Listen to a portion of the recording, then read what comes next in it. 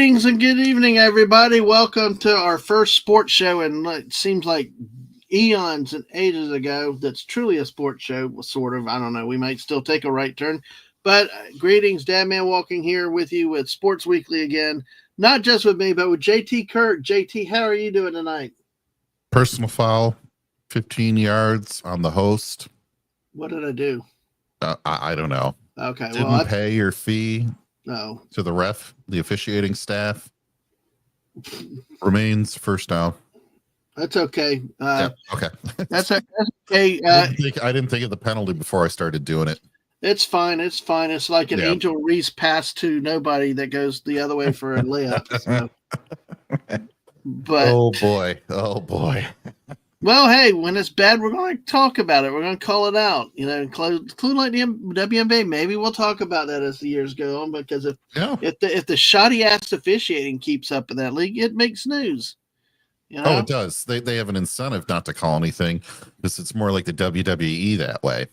And, you know, everybody focuses on what's happening with Caitlin Clark, but I've seen other plays with other players involved with a lot of physical. Look, basketball can be physical, and I understand that there's some types of it, but it's got to be a game where there's got to be a limit to the physicality. At some point, it becomes just street thuggery. You know? Well, they've even gotten enforcers around Caitlin Clark now just to keep it down. I'm like, what is this, hockey? Come on. They called it. They're like, who can we get that's really big? Just, that can enforce on these people. I know. It's like, I mean, God, I've heard of the bad boys, but come on.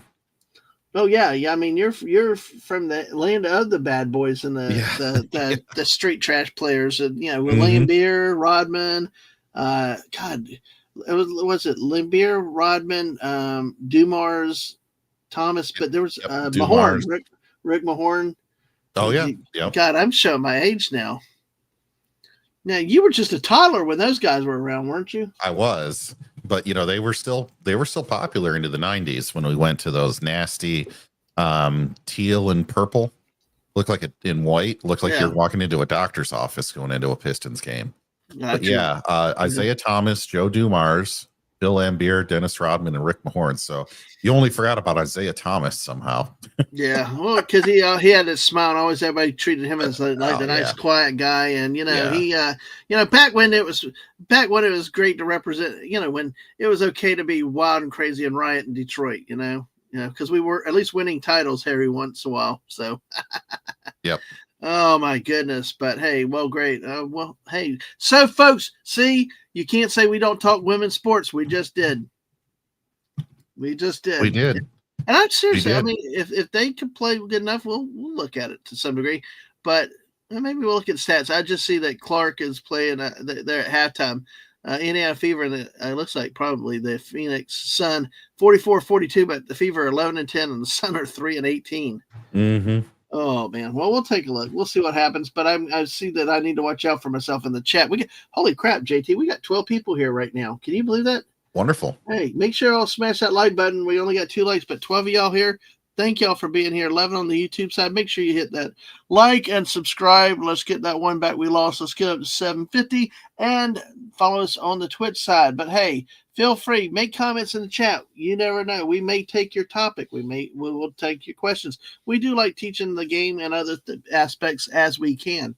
So no question is dumb. So let it, put it out there. We'll deal with it as we can. And, and if there is a topic that you may want, we may take it. So kind of like we do anything around here where we may. Yeah, we may. So, hey, Fallout Dave, welcome. Good to see you. And Buddy, good to see you too. How are you doing tonight? Good to see you too. And go Gators. We're coming up. We're proud national champion college basketball. I still hate Billy Napier though. JT. I know. It's going to take you a long time to come around on him. He's going to have to win a national title. So. Yeah, I just tired of bad boring offensive football. Last year got a little bit better. Then Lagway got hurt, but it's still that clap shift offense. I don't trust him. So, right. But anyway. So, Fortress of Solitude is super sweaty and solo no build right now. Oh, that must be a new Fallout world there. Yeah, or no, it's a Fortnite. Right. Have you played it yet? I have not. I have not played much this season. I was kind of just really waiting for Superman to come out and then do Right. the quest for Superman, because otherwise, maybe Superman just came out. I don't know, or he'll be out Friday, something like that. But the season's so sweaty that I just don't really have interest right now. There's not a single game mode. I mean, you just keep shuffling around until you find one where people aren't cheating left and right. Unfortunately, that's how it is, right? So yeah, exactly. So, well, folks, with 15 people still here, 14 on the YouTube side, 1 on the Twitch side, make sure you smash that like button and everything else here too. Chewy's here, our Twitch viewer. Hey, Chewy, Chewy. I actually have a story that I think may be at Chewy's interest in just a few minutes. We'll take a look as we go through the evening, because we will touch on some college football as well as primarily Major League Baseball tonight. And we are actually going to I'll talk to you a little bit about what JT and I have planned for the fall for our sports this year. And hey, we love it. We love having somebody on Twitch side. That's why I keep some of these going over there. So good to see you. Good to see you, sir. How are you tonight? Let's see. Then we were talking. Oh, go ahead. Oh yeah, Dave. Avoiding battle royale, the whole one person getting Superman thing in the update. Okay, I guess that's the thing is. We were talking about the WNBA earlier. Shaq will hunt me down for talking about Angel Reese's Pieces. No, I did want to go there for just a second. I've been on the bordering of annoying Dadman with sending him these. No, you didn't. It's in my YouTube and my Twitter feeds, and it's like the other day she just threw an inbound pass, not looking, and on the other side of the court, away from her player, and I just better go ahead. So there's like this shorts channel that I really like it just basically puts up a game highlight of like a minute or so of Angel Reese every single time she plays a game now. And I think they're up to like 52 short clips. And it's all her, missing along to getting her own rebound for her own missed shot 2 or 3 times, her missing layups on her right arm, which is, her dominant hand. Just missing straight up on those layups, airballing threes. They're just, chest passes straight to the other team, bounce passes into no one.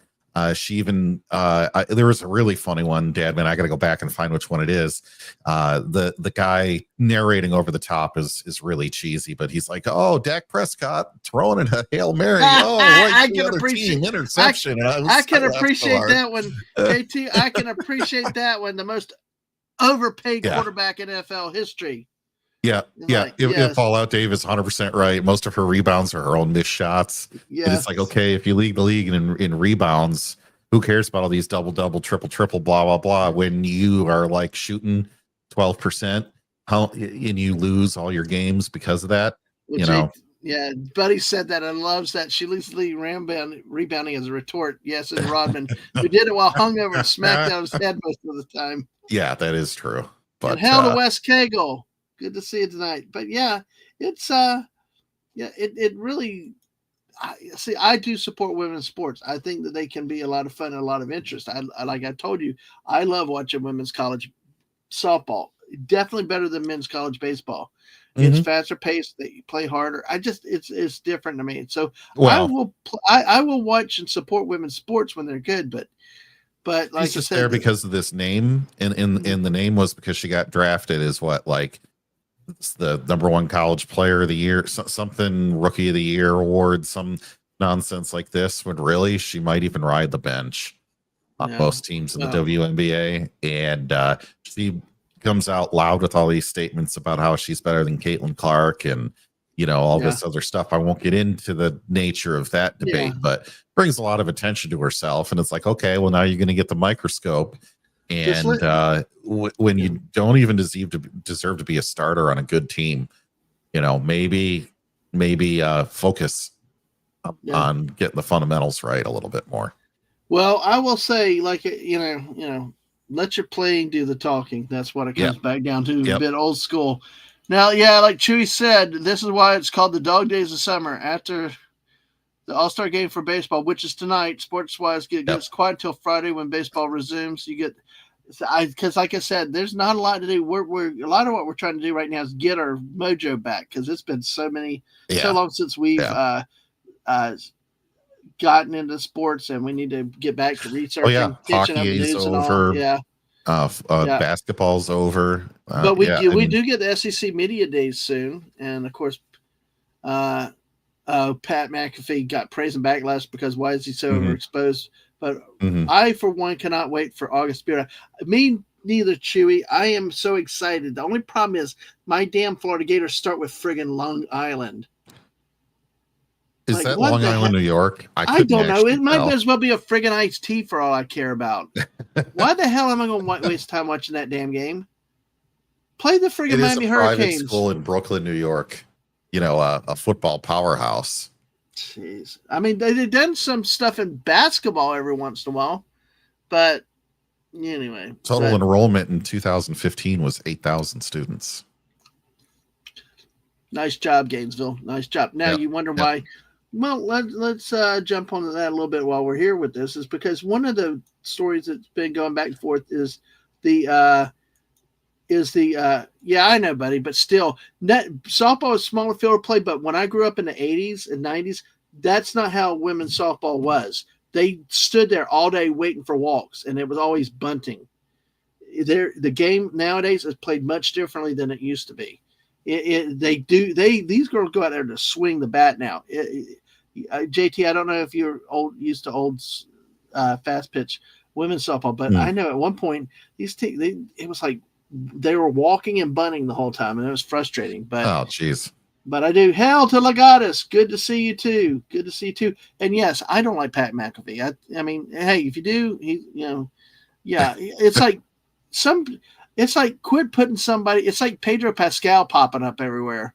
I was going to say, is it because he's so overpaid they have to put him in everything to get their money's worth? Or is he so cheap they're putting him in everything? I think he's over the top too, though. He's kind of very out there and loud, and I don't know. I don't like Brash though. I don't like Brash. I mean, but that's just me. So right. Well, can we talk about football for a second? Let me get Chewy's comment here. SEC Media Days are on, but tomorrow's day 3, and that stuff airs on the SEC Network. Only caught a glimpse of day 1 since LSU was there. Day 2 had a funny moment when Texas start. Steve Sarkisian decided to use for his interest the A&M theme song. Nice.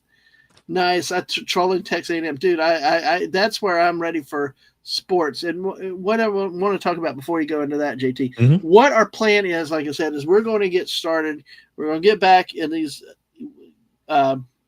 next few weeks. We'll probably talk about the NIL transfer portal at times and try to see where things are resolved, because that ever since the end of college basketball season, I mean, even Florida wins the national title. They got players that could come back that are leaving the school. Why would you leave a program like that? They're bringing more players in, and it's like, and then we've seen it with football. I mean, one story I read, and we'll have to look at this more another time, though. Florida was about $100,000 per player less paying than the Miami Hurricanes is. I mean, they've got stats. Do all these players have agents? They may. I think a lot of them may have to some. I'm wondering if that's it, because if you do or you don't have an agent, I'm thinking, well, someone else is going to fill that void, and it might be mom and dad. Yeah, and we're always going to listen to mom and dad, but mom and dad might not be very good at telling you what's best, right? Like you got a lot of these players that, let's face it, will not be in the NFL draft, and they want them to do this and that, and the amount of money that you're going to make still is going to pale in comparison to the NFL. Maybe you transfer to a school and get a real education. Maybe that's what you end up doing, but I don't think that is the decision for any of these players going from school to school to school. JT, that you mentioned it, we had our first case. We had our first holdout at the University of Tennessee, Nico Elamalo, I can't say his name right, who decided to play the damn game with Tennessee, and they said basically, screw you. We're not paying you that money. Go, pound sand, go on, and now he's at UCLA, I believe, and Big Ten country, with 10 air quotes around it. Yeah, exactly 20. But see that, but we've had that case, and and that is that good for the game? I don't know. The landscape is changing way too much, and but like you go ahead and talk about what you want to say about football. But I did want to talk about the news Hmm. between Hmm. the Big Ten and the SEC control. Having the lead. It seems like on the future of the college playoff system. Sure. Sure. So I actually wanted to take a look back to what we used to do as a show, and that was the UFL. I Oh just wanted yes, to take a couple minutes on it. Now, folks, was it 2 years ago? I can't even remember, but seasons past, we did cover the UFL, and they had their final back a month ago today in June. The DC Defenders walloping the Michigan Panthers. Now, Dadman, we didn't have our sports show at all for their season. So, there wasn't a focus on it week by week by week. right. I was really disappointed in the Panthers because they went to the finals and no one in town even knew that it was on TV. And they got their butt kicked 58-34. Okay. And it's in St. Louis. Maybe St. Louis cared about it more. I know ever since that whole thing with their NFL team and all that. But is this league even still going to persist more than one more season?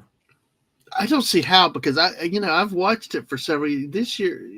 This year though, I didn't watch it as before.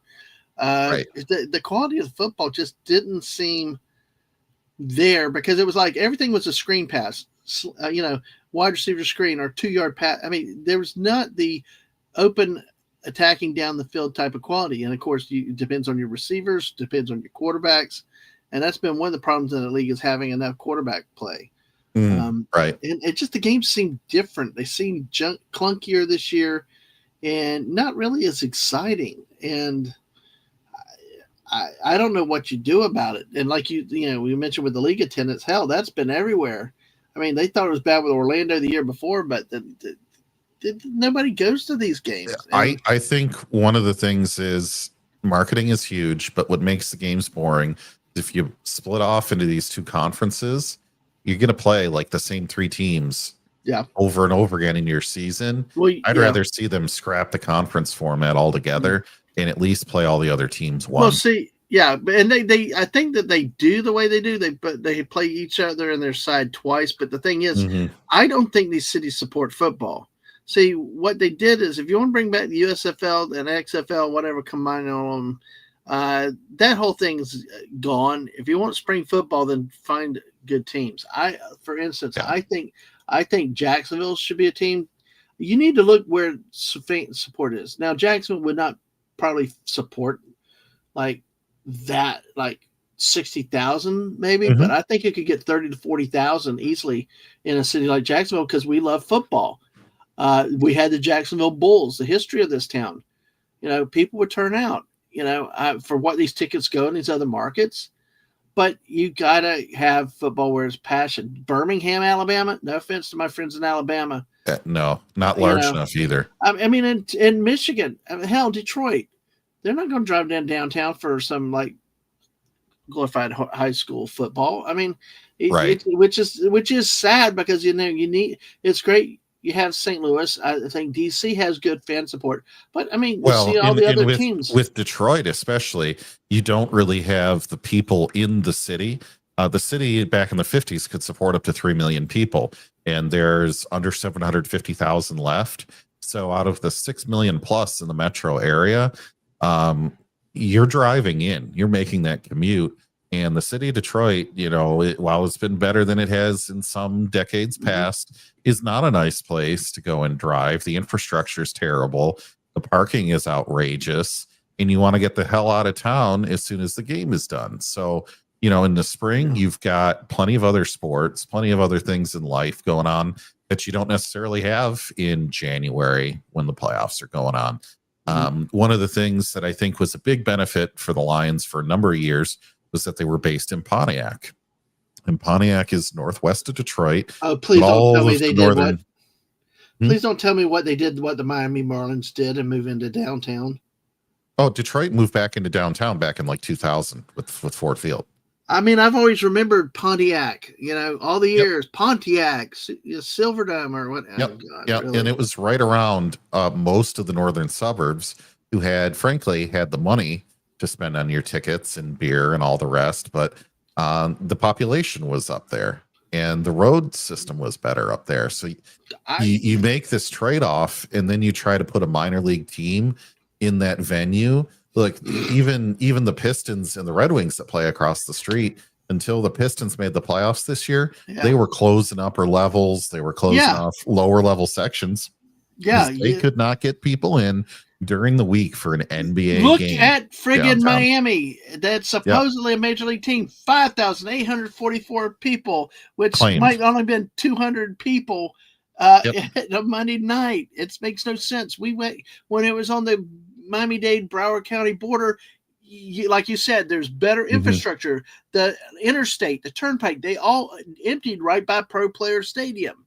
Yeah, it was easy. You're not in downtown traffic on a work night. It's what is the other thing. The other, but I got real quick. I got to give a great greeting to the wonderful, beautiful Mrs. who's over there with her mother tonight, and my in-laws. Hello, beautiful. Hopefully you're doing well, and please make sure y'all stop by Ed's one day for me. Okay, I'd say bring me something back, but it won't last that long. Sorry. I was gonna say the other thing is you look around and Buddy said that once Omni Consumer Products takes over in Detroit, it will be safer. This is true. This is true. There's plenty of space for that tower in West Detroit, by the way. God, a tower. Yeah, but see, buddy, I think that this year this changed with this because this year I noticed a lot more games on ABC and Fox, not as many on those weird networks in prior years, especially as the season went along.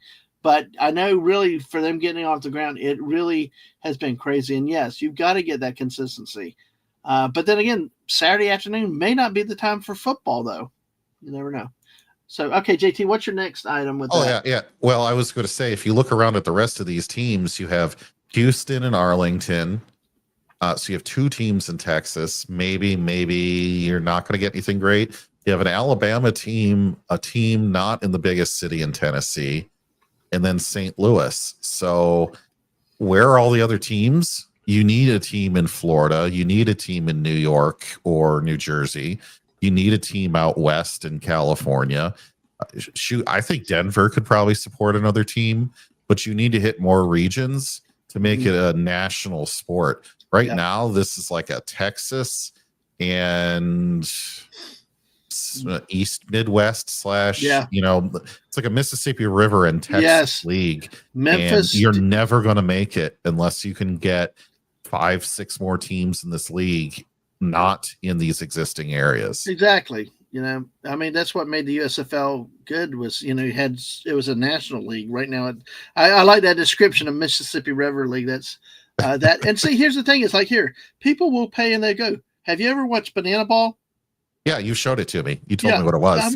This is so much fun. They're really playing baseball.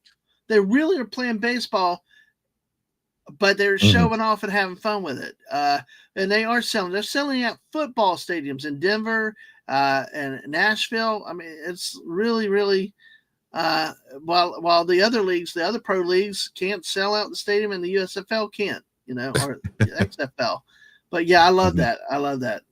Buddy said they were button clumps, 3 weeks on each network, split the XFL and USFL conferences. Yeah, that's like to JT's point too. I think you got to get rid of this whole XFL USFL. They're gonna have to rebrand the whole league. I mean, it was quote the XFL, and then they had a competitive bring back the USFL. Look, they just need to make it spring football, and they need to do something to open up to make the product better, and like as you said, expand it. To get more these are my 6 cities that I'd want. New Jersey, New York, New Jersey. Yeah. Why is there a team? Yeah. Go ahead. A team. You got to have a team in New York, New Jersey, especially for Wes Cagle to go get him out of the house to go watch some games. A team out in LA or Oakland for Buddy. But when you stick it on the Mississippi River, you're not going to have a lot. Why do you think that the networks go crazy when we get a bad any type of championship game in NBA, college football? I like the Georgia Texas Christian game, and I was which was a bad game in itself. But it's just, I mean, a small team as a team from a small town in Georgia even though they have a national following and such a limited they are about matchups and viewership. So here's my 6 cities I would put a team in. Okay. New York City / probably actually just put it where the Jets play. Is that the Meadowlands, right? Still. Yep. And then team number 2, you're going to put that in Orlando. Okay. Okay. Because you already have Jacksonville, Tampa Bay, and Miami sucked up, right? Yeah, and I don't think you go in Orlando. I think it's been tried in Orlando. Okay. Orlando is really, really weird. I think they have that old stadium there, don't they? You'd get in. Yeah, but they don't go to the game. They tried that with this revamped XFL, and they only had like 1,000 people at the games. I mean, their attendance was so bad. All right, so put it in Tampa Bay then. Tampa Bay or Jacksonville. I'll be honest. I'd say Jacksonville over either Miami or Florida or Tampa. Okay. Because of the history of the Bulls, and you might actually, because the thing is about Jacksonville, they will support a winner or a competitive franchise. But they might have more chance with that. I think there's too many other options in Miami and Tampa, because you got hockey in both cities, you got Major League Baseball in both cities. Good Jacksonville, it's a football city, regardless of what they think. So, but that's good. I mean, you said Orlando. Okay, what's next? Okay, the next one, Columbus, Ohio. What? Yes, Ohio only has Ohio. Yep. Why Columbus, Ohio? Sorry, JT. I'm like, because you're halfway in between the Bengals, and the team who calls themselves the Browns. So you also build up on the fact that if you were to move the team from Detroit to Ann Arbor, you could make it an Ann Arbor Columbus thing or a Detroit Columbus thing, and really get things going in a rivalry in Michigan and Ohio that's already built in there. Right. And there's plenty of people that are like West Virginia that could make it. Ohio's a big place. Mm-hmm. You get everybody to Central Ohio. That's a great central location statewide to host it. Mm-hmm. Now, the third place, you get a team, Chicago. I know this is another Mississippi River region. Yeah, but it's a big city. Chicago's a huge city. You could get another team besides the Bears in there. Mm-hmm. Team number 4, you should put in San Francisco. They lost Oakland, so you could even put it in Oakland. But the Bay Area, I think, could take a team. Okay. Team number 5, you put in Arizona. Mm-hmm. And then team number 6. Now I could be convinced to move this one or the Arizona team, but I want to put one in Denver. I can see Denver. I want to put one in Denver. I can say Denver. I don't see. I just don't see Arizona. You don't see it? Okay, Arizona. Yeah. I was thinking a backup for Arizona would be tough, but I think that you could probably get one in gosh, and it's kind of tough. I think you could get one in Charleston. I think you could get one in Charleston, South Carolina. Okay, that's not bad. Yeah. That's okay. I think Southeast would definitely be good. I do want to hit on the SEC in just a second, sure. Too, with some stuff. But I love that topic, JT. I love the imagination with it, because it would be good to have a spring football league that is legitimate, that is vibrant, that actually has some and something to watch and some 6 draw. Teams is a big expansion, but it doesn't double the size of the league, and you have at least one team in every time zone. And in all the major markets that you really could probably sustain one. Right. But he clarifies Tampa doesn't show up even when the teams are winning. Yes. Oh. Yeah, like that's too. Hey, Wade, good to see Tropicana. You. Yeah. Well, I do have something on that coming up after we talk baseball. Also, I do want to talk specifically about LSU in a minute, with the SEC in a bit. So Wade, hey, go Beavers. I love it. Thank you, Wade. I have the it's a pack too now, Wade. I actually got the PlayStation NCAA 26. I want to kick that. And but see, that's the problem when you try to keep people down to cut cost. Yep. If you're doing that, then really, can you survive? I mean, fly Spirit or fly Southwest. Yeah, but if you're so cost conscious, can you really survive? It's a hard question. I love that topic. I love that takeoff on that. So, folks, if y'all have any other type of teams where you think they could put an XFL team, feel free to say what you think. Now, Chewy earlier had said something. Let's see. Buddy said Coach Prime waiting till his kids got paid, now wants an NIL salary cap. Exactly how that goes. And Chewy said earlier about Pat being there for baseball. Caught the show yesterday, parts of the media conference that aired about the SEC football media days. Aired different parts of MLB Network. He's okay. Think it's I guess it was on baseball. Never mind. I'm saying on MLB. Yeah, I agree. That's sometimes where people don't fit. I tell you what, one thing I don't like what ESPN does with the Manning idiots. I'm sorry. I never liked the Mannings. I'm okay with Eli, but I don't want to sit there and watch Peyton. I know. It's like he's one in my person. It was one of the most overexposed sports people. Folks out there, if there's somebody in the world of sports that you think is overexposed, feel free to share it with us. See, McAfee to a lot of people. Tom Brady. God. I'll take everybody's other option, Tom Brady. But you know what, folks, why I say that? The Lions were actually finally doing phenomenally last year for like the first time in my whole life. Yeah. And who do they stick on every single one of those games? Tom freaking Brady. Well, I know. And he never said anything that I couldn't say. They made him like the lead color analyst, you know? Yeah. Like, Buddy you guys points out big enough TV ratings. You don't need to do this. Yeah. No, I wouldn't have. I enjoyed that Peyton girl was 0-4 against the Gators. So I did respect Eli. You had to respect Eli because especially when he was in New York. No, you really, really did. Yes. Okay, and Buddy's right. This is another thing that we'll have to touch over the weeks as we talk. And I'm going to stop on this for just a second. Pac-12 for 2026 will have Oregon State, Washington State, the two remaining original Pac-12 members, Boise State, Colorado State, Fresno State, San Diego State, Utah State, Texas State. Oh, that's where the hell Texas State went. It's the whole state conference, you know. They ought to call it. I was going to say call it the State 12. State 12, yeah, exactly, and Gonzaga for non-football. Well, a couple things. One, Oregon State this last year made the College World Series as an independent, playing an independent schedule. They only had 19 regular season home games. They spent most of the season on the road, and they had to patch their schedule, and yet they still got the 8th seed overall nationally. That's a credit to that program in baseball. What our intent to do is in the next few weeks, as we're gearing up to the start of college football season. As you know, in past years, I've done an SEC-focused show. Well, we're going to get back to college football on Tuesday night specifically, but we've got a couple nights in August. Let me see the date real quick. That we've scheduled. We're going to do on the 26th of August. I'm going to do the SEC preview as I've done in prior years. But JT's going to talk about the Big 12 on the 19th. Big 10. Big 10. Yeah. What did I say? You said Big 12. God, I was like, that's going to be really tough. Big 400 is what that could get awkward.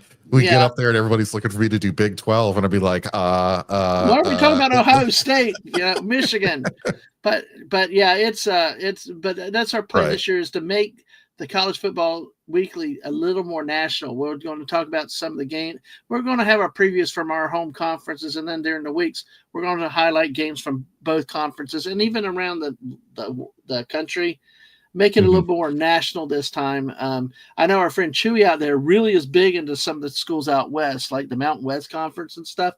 And Buddy with San Jose State and some of the West Coast and Wade, of course. So we're going to try to make it a little more national this year.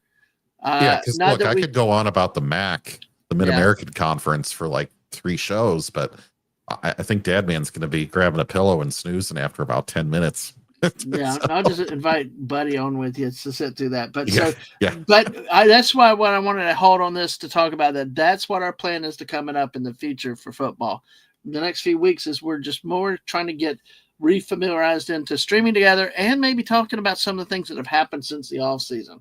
So we're looking forward to that. So, and Chewy said, I was surprised the Pac managed to get Texas State to merge with them, and now they have 9 teams since Gonzaga had no football program. But the Pac as a conference has 8 teams and gives them power status head for next year. And also, see, that's the thing is they need that power status to get into the playoffs and all the other stuff.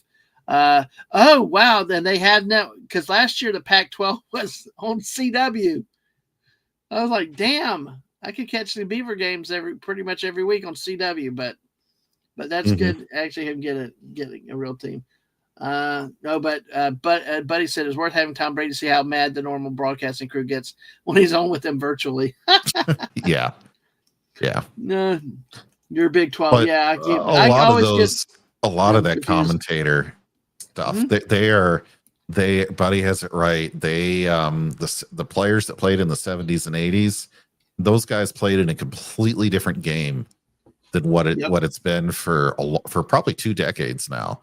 And I feel like they're starting to lack relevance in their sport. But just outside of that, I don't think they can show up and try to be cool anymore. They're not in their 30s. They're not in their 40s. They're not in their 50s. Some of them aren't even in their 60s anymore. And that's fine.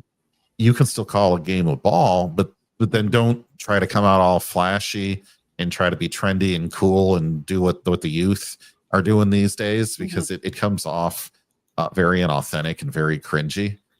And unfortunately, just being themselves means they probably wouldn't be up there anymore. Right. And all right. Yeah. Well, folks, that's where we're going and planning with the college football. But while we got our friend Chewy here with LSU, and I'm curious what he thinks with this. And I really want to throw this to you, because one of the articles that I saw on ESPN.com is a question about, let's see the question exactly. Can Brian Kelly and LSU win it all?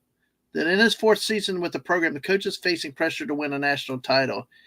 I know, you've been very outspoken in your love for Brian Kelly ever since Notre Dame days. Yeah. I'll be honest. This was a hire that I did not see. I honestly think that Brian Kelly does not fit in the South. I mean, like we saw Joe Moorhead go to Mississippi State from Penn State, did not last long. Kelly has managed to win enough to keep his job for now, but I don't see a patient Southern fan base sticking with him with his way if he doesn't win something soon. Well, at least in my opinion, because see, I think some of these schools are very cultural. They're very based in the ways they do things. See, Urban Meyer never fit at Gainesville. As far as I can care, Urban Meyer is not a Florida Gator great head coach. Even though he won the titles, I don't care. Steve Spurrier, my ball coach. See, but what do you think with Brian Kelly? Do you think that there's really a pressure on him to actually win, because he was balled in? They fired Orgeron, did a big payout because this guy had a big national record to win a title.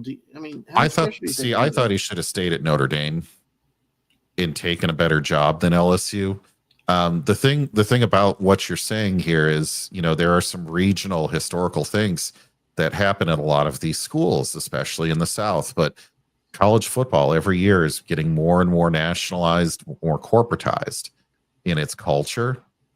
And so the more years you keep going down this, well, we're LSU or we're Michigan, because Michigan has the same thing, just not with the Southern flavor. So the longer, and Michigan found that out the hard way, I think, was you look at this and you say, well, you can keep doing your tradition, but this isn't the 1960s. And this whole affair with coaching staffs has gotten more professional in terms of resembling the NFL and being just a school in a city, just a team in a city that doesn't necessarily care about the fans as long as the money keeps coming in for national TV rights. I think LSU may have looked at Kelly and thought of him as a transitional best they could get coach that might not be what you could think of as a good match down there, but maybe they need him to move the program forward. Now, do I think he can actually win? No, because I don't think LSU has the name, and he might have the name. See, the pieces are there. I won't say it's impossible. His chances are far higher than like a middling SEC or a very middling Big Ten school would be.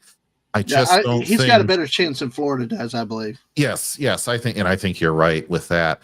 I just think that there are too many other teams that have more money and they've won more lately, that his time there is not guaranteed, and he will not get the chances to take 10 years to win a championship. I just don't see that happening. And you could say friction with the culture all you want.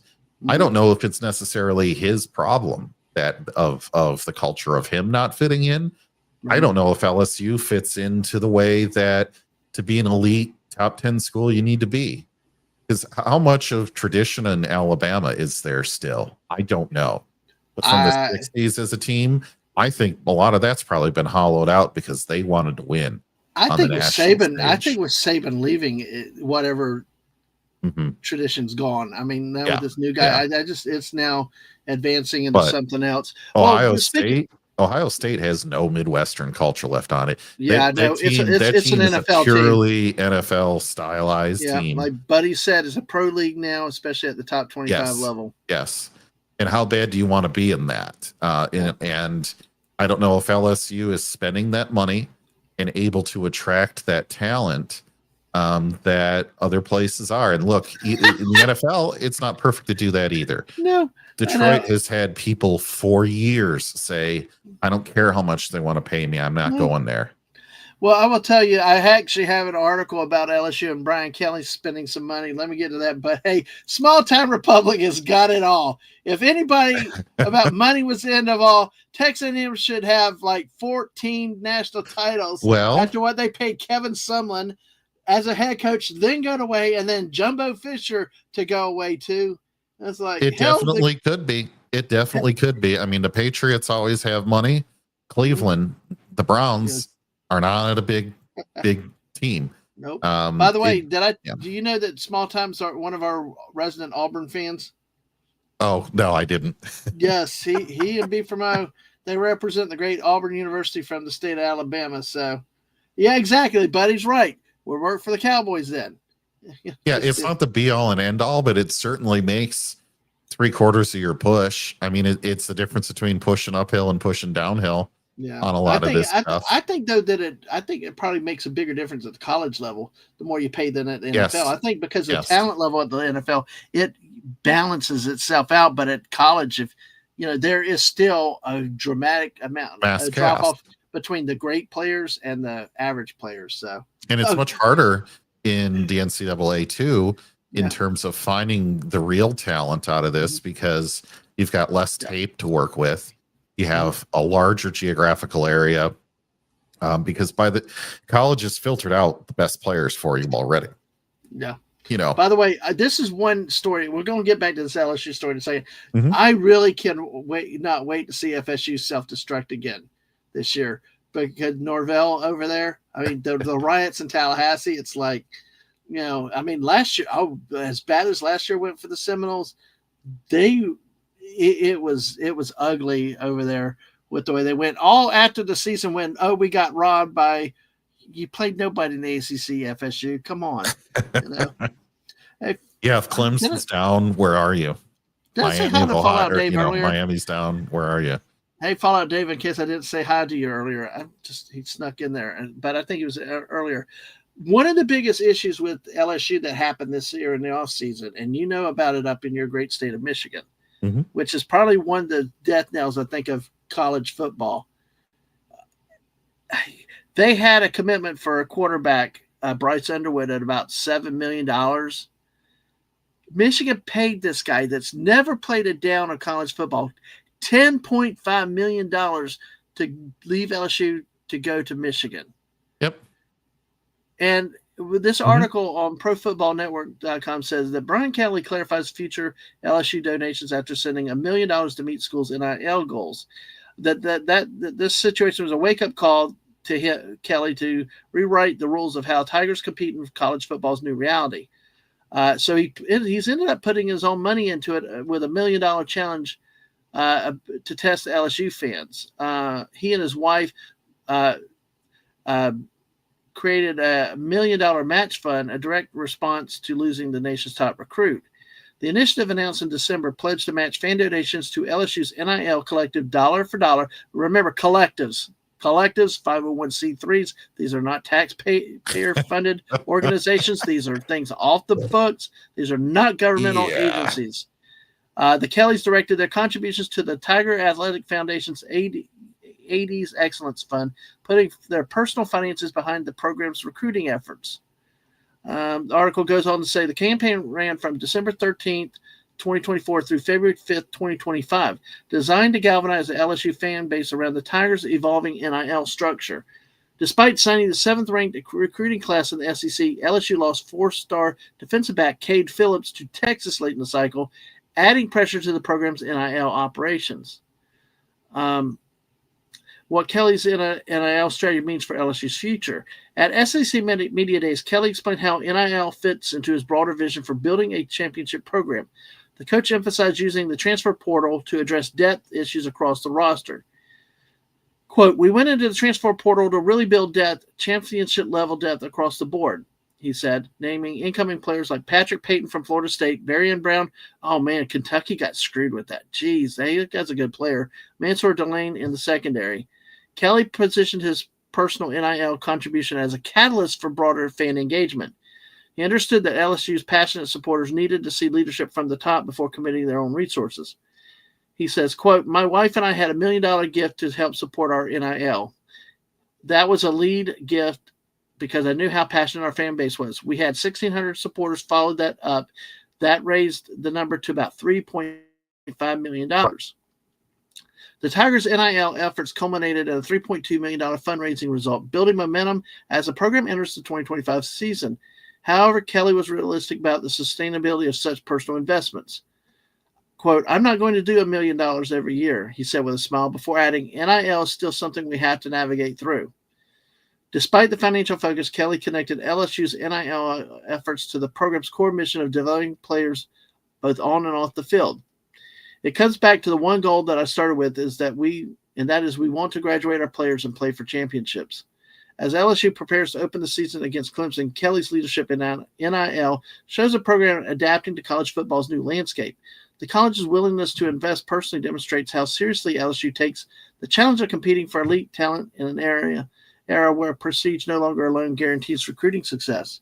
This has been the big thing with me is Florida lost like scrub players that I saw for the first time last year to other schools for a few $100,000. I'm like, who are you? And one demanded to play every third down and start. I was like, who are you that whatever Time happened? out 1 second. Yes. Hail to Miss Martin Muses. Oh, hello, Miss Martin Muses. Good to see you. I'm sorry I got on a rant and a roll right there. Good, great to see you, Teresa. Hopefully you're doing well. Maybe one day we can do soccer for you. I know you like the world football too. Although JT, I keep trying to bug him because he's my soccer expert. Well, I wouldn't say expert, but no more than you, I guess. Yeah, exactly. Those friggin' European leagues, I cannot understand. But great to see you tonight, Teresa. Very much so. So that's the whole with the NIL. I do like what the theory on the transfer portal is to add your depth and stuff like that. But I don't think you should be doing that for your starters every year. This whole thing. JT. So, yeah, this goes back to the money part of it. If this is how you're going to get players for your school, for your team, you're going to lose as LSU. Yeah. They do not have the billionaires, my Bernie Sanders, the millionaires and the billionaires. They don't have enough of that. And most schools don't. Look, most schools don't. Ohio State might. Michigan definitely does. Michigan State does not. Northwestern does. Indiana, Illinois do not. Nebraska does not. So what are you really talking here? You're cutting out 3/4 of both these conferences. Does Auburn have that kind of money? Mississippi State doesn't. Does Missouri have that? I mean, these are real questions about how, if this is how you want your sport and your league to go, you're going to have to get rid of a lot of teams into a lower league because you just won't be able to have any real meaning competition. Yes. Because what's ended up going to happening is schools are going to figure out how much they're all spending and become the quote unquote big schools. And they already do this to a certain extent by playing these little tiny, lesser conference teams Mm-hmm. for half their season, they're not going to even want to play their own conference half the time, or they'll only agree. You've already got that with the bottom people, Well, let me transition that real quick because I got a couple comments, because that's been the debate between the talk about the expansion in 2026 to 16-team playoffs. The SEC wants the 5 power conferences and 11 at-larges, but the Big Ten wants a different scenario. Kind of almost like something. I hate these ad blockers, don't you? Yeah. There you go. I'll fix it next time. But but these two conferences are going to control the future of the college playoff system, and they're at a loggerheads right now. And one of the things, the Big Ten wants the SEC to play a 9th conference game, which I like the idea of, except for like what the SEC says is our schedule is so tough already. It's not like a Big Ten. I'm sorry. No, come on. You got to remember Rutgers, Iowa. Ooh, big. I mean, you don't have the quality of Kentucky, high-level teams. Yeah, but see, we got Alabama, Texas, A&M. I mean, we got more of those high-level schools than, I say, the Big Ten. God, I got to get Big Ten. I'm so screwed up with these things. But, that's the debate between the two conferences is, the SEC will just chew itself up because they have more legitimately higher quality, better teams than the Big Ten just has more schools. But they do. It remains to be seen how UCLA and USC are going to pan out in a lot of that. Well, I'd be willing to jettison Maryland and Rutgers for might do you some good. Yeah. I'd like to get rid of Missouri because they should have never become in the conference. So, but Norvell, let's see now. Maybe Small Time you mentioned about Auburn and their funding. Maybe Small Time can help us with that. But he said if Norvell struggles, there will be calls for Neon Deion. There were already calls for Neon this year. But yeah, that Neon Deion Sanders. Yeah. Yep. Go home. Chewy says when Kirk mentions how college football is going to incorporate or smaller model to the NFL, in some ways, yes, but there's ways to go where it mirrors in almost all aspects. But then with the expectations with LSU, look, they have players from the portal and some injured players returning to defense should be improved. But having Clemson to start, then an SEC against Florida are no gimmies. Yeah, because they've got Clemson to start, and then Florida's third game is against LSU. Those games will tell how the Tigers go. And LSU lost to Florida last year, which surprised the hell out of me. But Larry Ellis, I think I look at players are in the injured players are coming back. Every team's got those, and then it's granted some have more crucial ones returning than others. But then I also look at the portal players, and I look at Michigan and how often they went through these portal players, or Tennessee. Tennessee got their quarterback off a portal player, didn't they? Yeah, they did. How well did that work out for them? Well, we'll see this year, but it's. I just it to me, the injured player returning and the portal players remind me of the NFL, where if you don't draft well and you depend on a lot of these trades or your injured players that come back and they're usually not the same, it doesn't tend to make a championship team. Well, that's why I hope Tennessee will stick with the quarterbacks that they'd recruited behind Nico. Give them a chance. They came in normal just because you brought some in. That's the one thing that really is starting to bug me about that. And of course, these late transfer periods and stuff. Now, see, I knew Portnoy was big behind Michigan, but if you got an Oracle CO also helping, God, you talk about the haves and the have-nots for sure. So. Yeah, $9 million base salary, good tax write-off. But Chewy is realistic that 9 wins, but can vary. I see Garrett. I think LSU is going to be a team. We'll talk more about it in a few weeks. Garrett Nussmeier has got to improve. He turned the ball over way too much last year for LSU. Well, see, I'd like LSU to become a far better team than they've been in the last couple seasons, because I would like Alabama to have much harder competition, and I would like Texas to lose a bunch. By the way, Chewy, you got one person that would hate Alabama, and it's JT Kirk for sure. And again, hello to the rose of the internet, Miss Martin Buzes. Great to see you tonight. Let's see. Oh gosh, the guy said, "What do you think of WHL phenom Gavin McKenna signed to play for Penn State University? $700,000." For See, the this NHL, that's pretty damn good. I'll give it to him. 700,000. Yeah. I'm like, see, we haven't even talked these other sports. We focus on basketball and football. Well, in most schools, it's football makes the money. Then a smaller subset, but still a number. Basketball makes the money. Yeah. Then you jump down far, far below to the number of schools where hockey turns a profit. Yeah.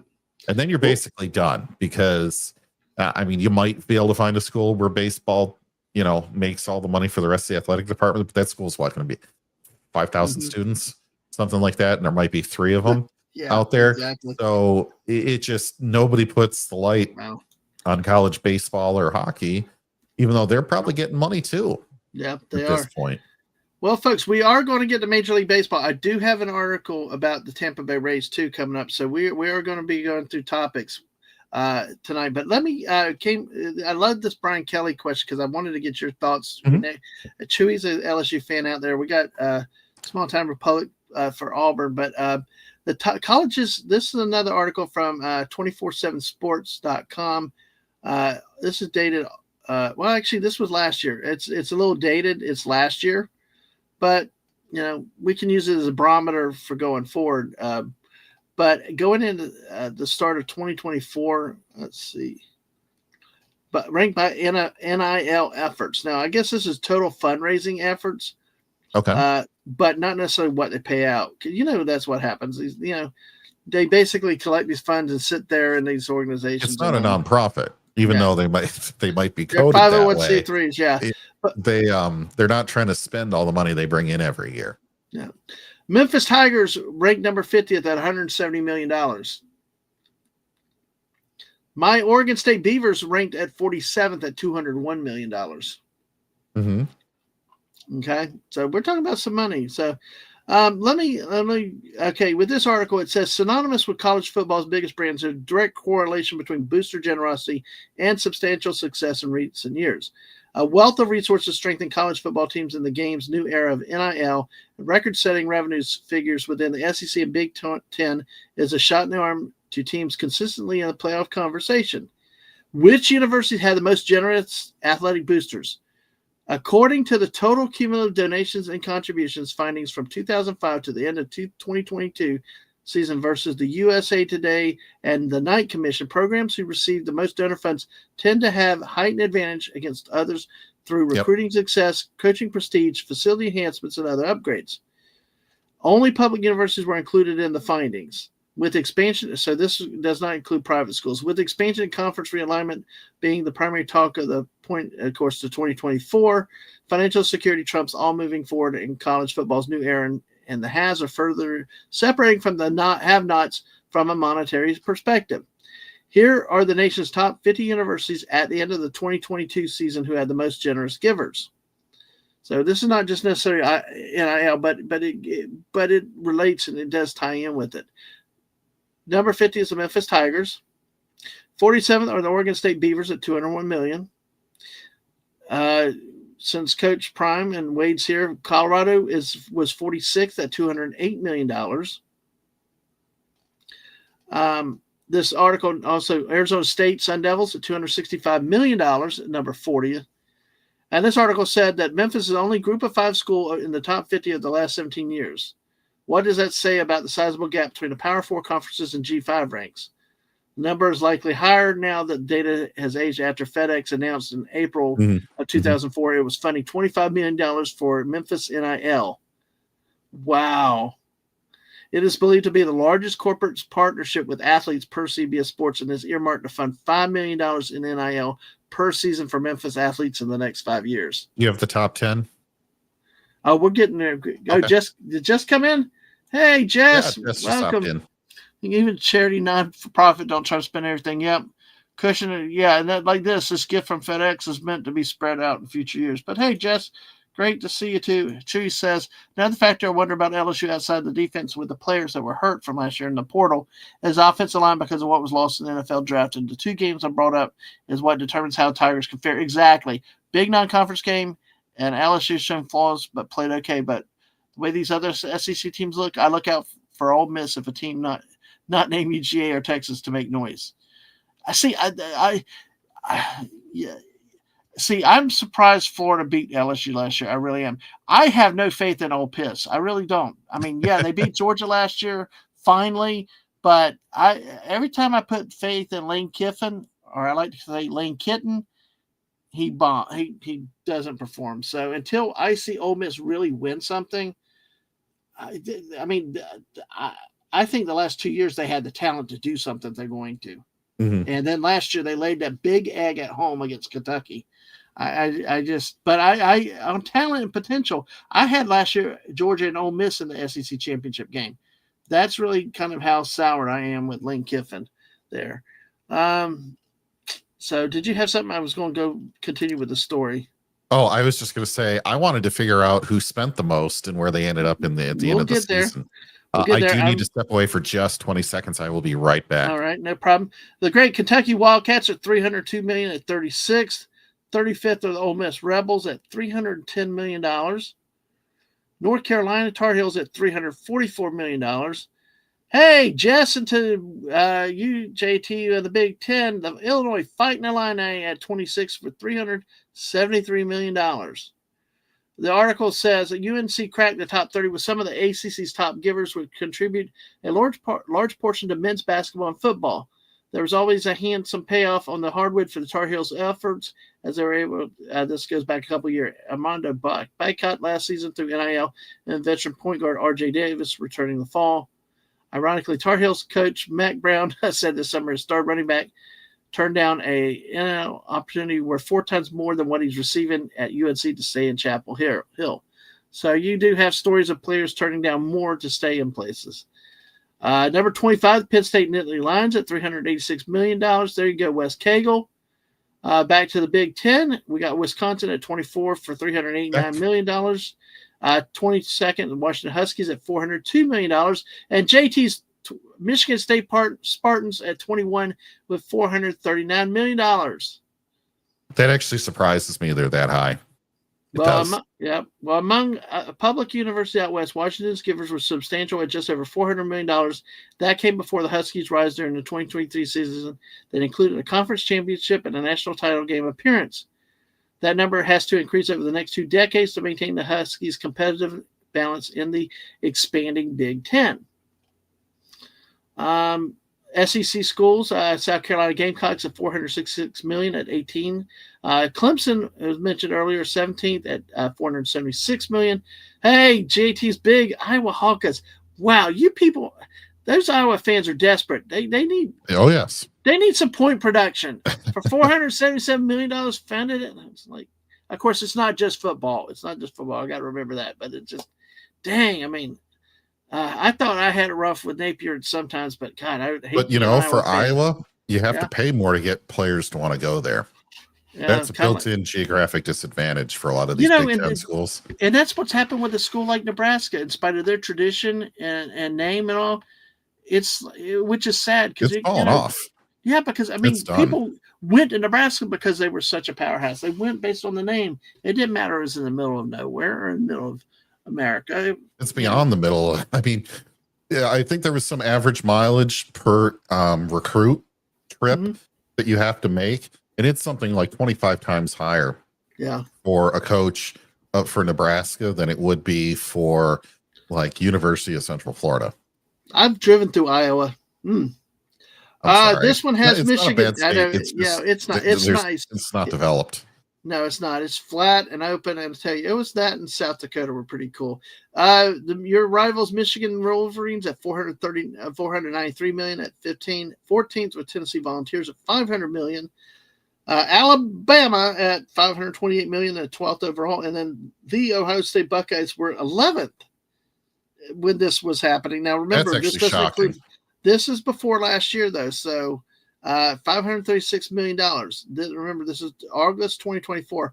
Project Ohio State into the top 10 after a memorable offseason in Columbus. The Buckeyes secured an estimated $20 million in NIL deals for athletes this year, going into 2024 season, which we see that they won a national title.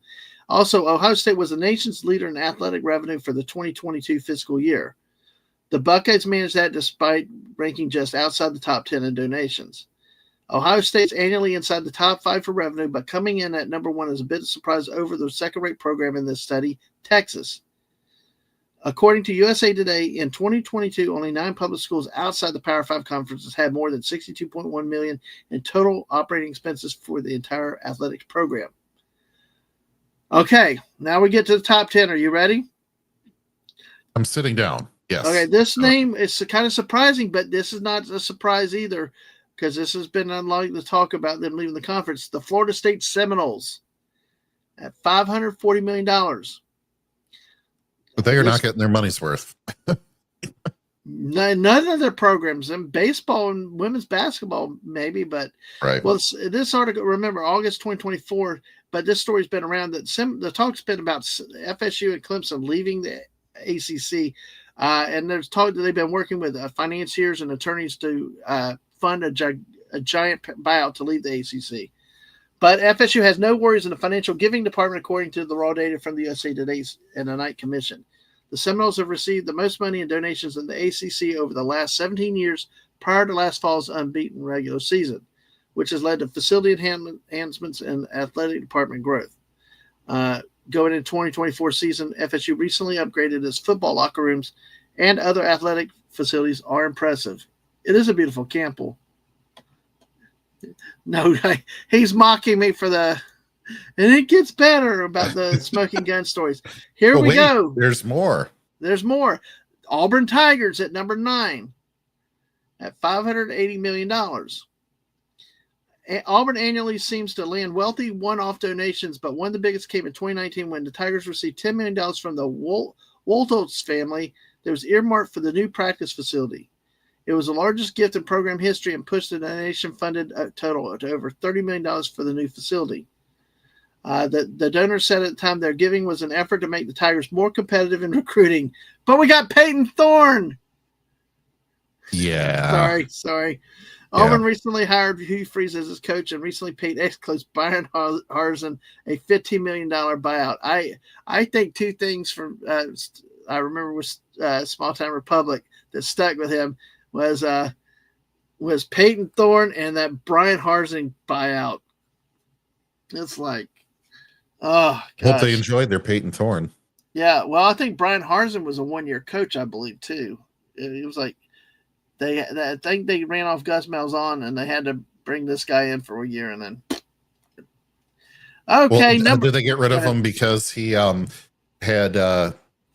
S harassment on the S harassment consultant that they brought in? Because that's what happened at Michigan State, allegedly. Nope, I know. Yeah. No, well, Petrino, it's he ended up in Arkansas, but no, it's like the whole Mel Tucker affair. Yeah, the Mel Tucker affair up there in Michigan. I mean, Michigan State's been a school rattled in athletic programs. We had that horrible story up there years ago too. They've been making huge hires in the AD department and all kinds of stuff. So it's encouraging to see, but also we would rather have been in the national discussion last year with Tucker instead of losing to Rutgers. Well, I will tell you, I think you got a good coach. If he can get the right quarterback and get rid of that Childs guy, I think I love Jonathan Smith. I hated that he's a Beaver player. I hated that he left Oregon State. I really did. With former MSU coach and Arkansas coach John L. Smith. Oh, I know. It's crazy. So, number 8, the Oklahoma Sooners. Yes. Really? $597 million. Over the stretch of the survey, Oklahoma donors gave nearly $600 million to the Sooners athletic department efforts, which ranked third highest in the Big 12 at the end of the 2022 campaign. Remember, they didn't join the SEC till last year, the 2024 season. And they did not finish top 25. Nope. The Sooners, like the Texas Longhorns, will receive a considerable bump in the 24-25 fiscal year as SEC members, thanks to sharing sizable revenue distribution with the rest of the conference. We suspect that's going to mean more donations from top givers, too. It'll be interesting to see if the Sooners can continue to recruit at an elite level under Brent Venables and be an annual conference championship contender and expanded SEC contenders. Considering the wealth of talent on the schedule increased exponentially. But see, this is a team that I think they suffered. They were better off at the Big 12 competitively speaking. Yep. Same with Nebraska was Big 12, weren't they? I'm trying to remember. Yeah, they were. And they had those rivalries in the Big 12 that made for big viewing, which, I mean, the games still might be played, but when you're not in the same conference, it doesn't really hold the same meaning. The issue with that is they were big fish in a smaller pond. And I think they thrived a lot more in the effect that they looked better than they might have really been back in those days. And so then they got better players. So, it was a self-helping effect that they had where they became better because they looked better. So then they became better because they looked better. And it just fed itself. And being in a slightly smaller conference actually helped them now that they had to play with other big boys. And they didn't win out of the gate. I think that really sank Nebraska. I remember, I think when it was, one of the first 3 seasons, Nebraska was in the Big Ten. They played Michigan State in East Lansing, and I went there for my bachelor party, and they ended up losing. So, I mean, this is years and years ago now. But I tell you, we thought Nebraska was a big threat. Now, when they come into town, it's like, you're just like Indiana. You're just like Illinois. That's what I not like, because these teams don't fit. Like Missouri doesn't fit. To me, Texas A&M does not fit naturally in that SEC. They're Southwest Conference. They're Big 12. They're not SEC. But it just I know what you're saying, because they don't fit, and it's like if they don't fit, then what good are they unless they're the bad boys, to come in. Speaking of bad boys, this is a team that has a lot of bad blood with the Florida Gators over the years between the athletic director and stuff. LSU, $618 million. LSU's donor contingent is a collective effort. Even third year, we talked about Brian Kelly pledged $1 million. So a program record for sitting coach. And they did not finish top 25. Nope. LSU's overall giving from 05 to 22 was 4th best in the SEC and 2nd in the West, but only behind Texas A&M. Investing in the health and well-being of student athletes is among the important commitments a coach can make, Kelly said. So that's about all. I mean, we talk about LSU's a lot. I'm stopping Dadman and saying they didn't finish in the top 25 because I had said earlier in the show that money helps you start going down, push. It's like running downhill versus running uphill. Yep.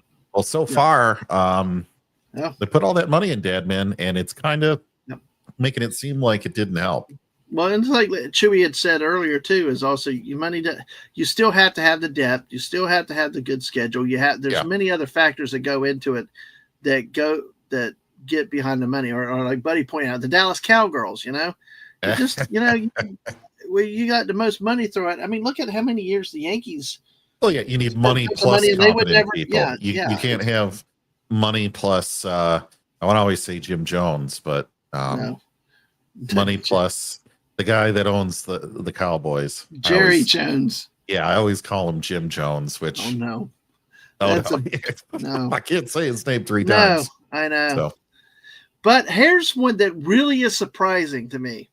Well, it's surprising, but with the lack of off-the-field football success, and definitely no basketball success, the Oklahoma State Cowboys at $670 million. Of course, T-Bone Pickens, the oil guy, prior to 2023, they received a $120 million gift from T-Bone Pickens Foundation. He is posthumously is their wealthiest benefactor. Most of the funds go towards scholarships, along with a wellness and health center for students. The alumnus that's where the money's going then. Was a transformative philanthropist whose giving to Oklahoma State now approaches $650 million, according to a release. So that's like, All right, number 5, because we still got to get to baseball. We're almost an hour and a half. We haven't even gotten to baseball. And I do have a baseball story with the Tampa Bay Rays I do want to get into, too. Oh, my God. I cannot believe this story. I guess I can. Number 5, the Georgia Bulldogs. Well, here's one where they spend the money. Yeah, that finished the top 25. But no program, $760 million, but no program in college football spends more money on football recruiting or ignoring drunk driving arrests than the Bulldogs that they earned a handsome return on investment. Athletic department expenses surpass revenue at most schools, and according to USA Today, the average salary for a college football head coach pre-pandemic in 2019 was $3.5 million per season. Thanks to the unrivaled success and consecutive national championships, Kirby Smart makes nearly 4 times that number as one of the college football's elite coaches. The Bulldogs brand in 2024 has never been more recognizable, and Georgia is once again college football's preseason number 1 going into last year, which they won't be this year, but, there we go. Yeah. Oh, yeah. Buddy said, JT, say your prayers, eat your vitamins, brother. Talking like Hulk Hogan. Yeah. Now, this is one that surprised. Well, I'm not so surprised with it, with everything I know about the program and things like that. But definitely considering the way they wrote it out with the coach that should not be there right now, that I really believe Florida lucked out this year. I think that they got a couple teams that were going. I got LSU that were having issues. They got Ole Miss that were having issues, and they got them at home. This Gator team last year, I think, was smoke and mirrors. Now this year, maybe they're better, but they got to have a more mature offense. I'll talk about that down the road. But if we do this clap shift again, this team, go ahead. Let's JT. give a clap shift to Gap After Dark. Oh, hey.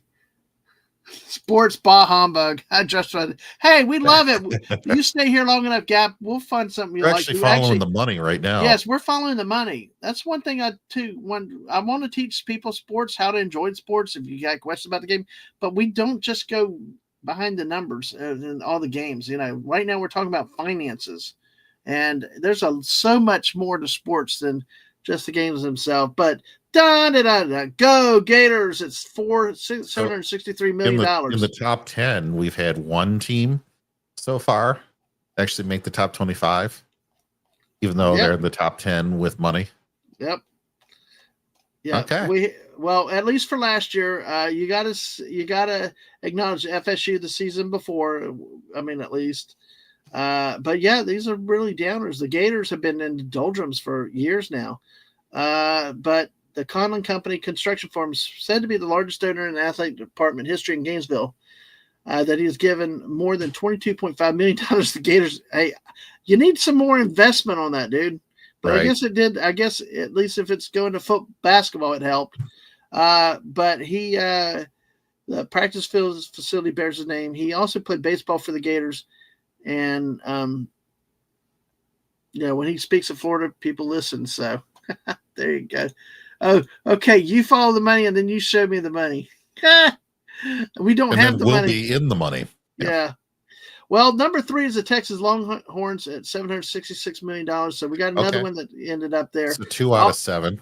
Always one of the nation's top revenue producers, the Longhorns pushed closer to Ohio State for top billing, if not surpassed the Buckeyes during the 24-25 fiscal year as an official SEC member, sharing in sizable revenue distribution with the rest of the conference.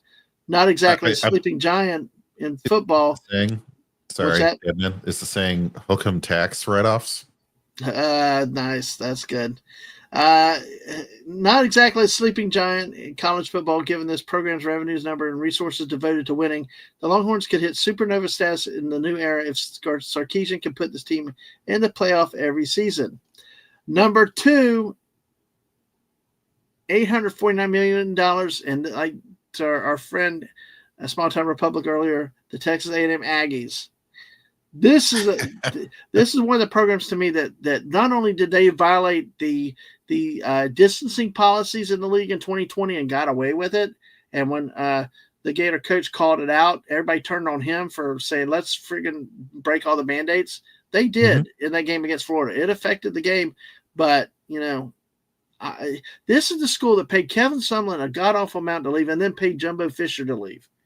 I mean, this is how much money the school has. The 12 Man Foundation generates gobs of money annually via donations, according to the article. They are raising funds for the $120 million Centennial campaign, which involves the construction of a new 140-yard indoor football practice facility, indoor track, updated academic and nutrition center for athletes. Texas A&M has been the forefront of college football's new NIL era as well. In 2022, signed the highest-rated football recruiting class in history. And of course, we had the 2023 season where Jumbo Fisher and the team went in the toilet and tank no matter what money they spent, So yeah, yep. So it's okay. So before we get to number one, we've had 2 out of 9 where the most money was given, and then they finished in football in the top 25. Now, some of these we've said, okay, the money donated to the school for this has gone to other things besides recruiting and the NIL. But it makes you wonder when you're donating, other questions we won't be able to answer here. Do you know what you're really donating your money for and how it's getting used? I'm not exactly sure you do. And who is donating all this money? I'm sitting here adding up the billions and billions. I know. And I'm sitting here thinking, could you not make endowments? And just play these games bare bones and take these billions and put endowments in your schools and then force your tuition costs down. Yeah. I mean, it's not to get political, but you look at the whole talk about like Harvard and Yale and the Ivy League schools with these endowments. It's the money's sitting out there, regardless of the sports, the collectives and stuff. Yeah, these monies sit in these schools and these 501c3 organizations, quote, for support, which allow them to spend money for non-taxpayer, like general revenue funds from states, prohibit a lot of spending, promotions, and stuff. So it's how they do it. But the thing is, there's so much money out there sitting there just getting interest that will never be spent, and yet you got student loan debt going through the roof. Don't get me started on it. I know it's like, a whole big tangent, a whole nother string of shows. Series of shows. But I'm sitting here and these folks, like, we're just naming these out. It's not escaping either one of us here that it's like this amount of money can almost make you sick. And it goes beyond sports. It goes beyond sports and like financial aid, all that stuff. I mean, and they won't spend a dime, and then they gripe when the funding gets cut because you guys got enough. The talk about, sometimes I'm missing out when we joke around a little bit about, well, it wouldn't hurt us to miss a meal or two. We got enough to live off of. Well, that's the truth of it. A lot of these things is that there is enough left there that they could survive a little bit longer. Well, let's get this, because we can get to that baseball. Number one. Yeah. What's number one? We're 90 minutes in and we still, I thought we were going to maybe an hour tonight, but. Oh, no. Yeah. No. That's the one thing I think since the last time we did this football show, Dadman, is between your other shows, Dave's show, Admiral Teague's show, Mark's shows. I've learned how to talk a lot about absolutely nothing and sometimes about important things. Yeah. So we could stretch this out to 5 hours if you really want to. We have a lot of stuff tonight. So, and you guys, thank you for your input and helping us with it too. So because we couldn't do this without you guys there. All right, let me see the number one chance here, and they're being really cool tonight too. Yes, so they are. And Gap After Dark didn't just leave; he's here with us. Yay! So, Oregon Ducks, $969 million. And they made top 5. Nike founder Phil Knight is the primary reason the Ducks have one of the nicest football facilities in the country. Quit changing your damn uniforms.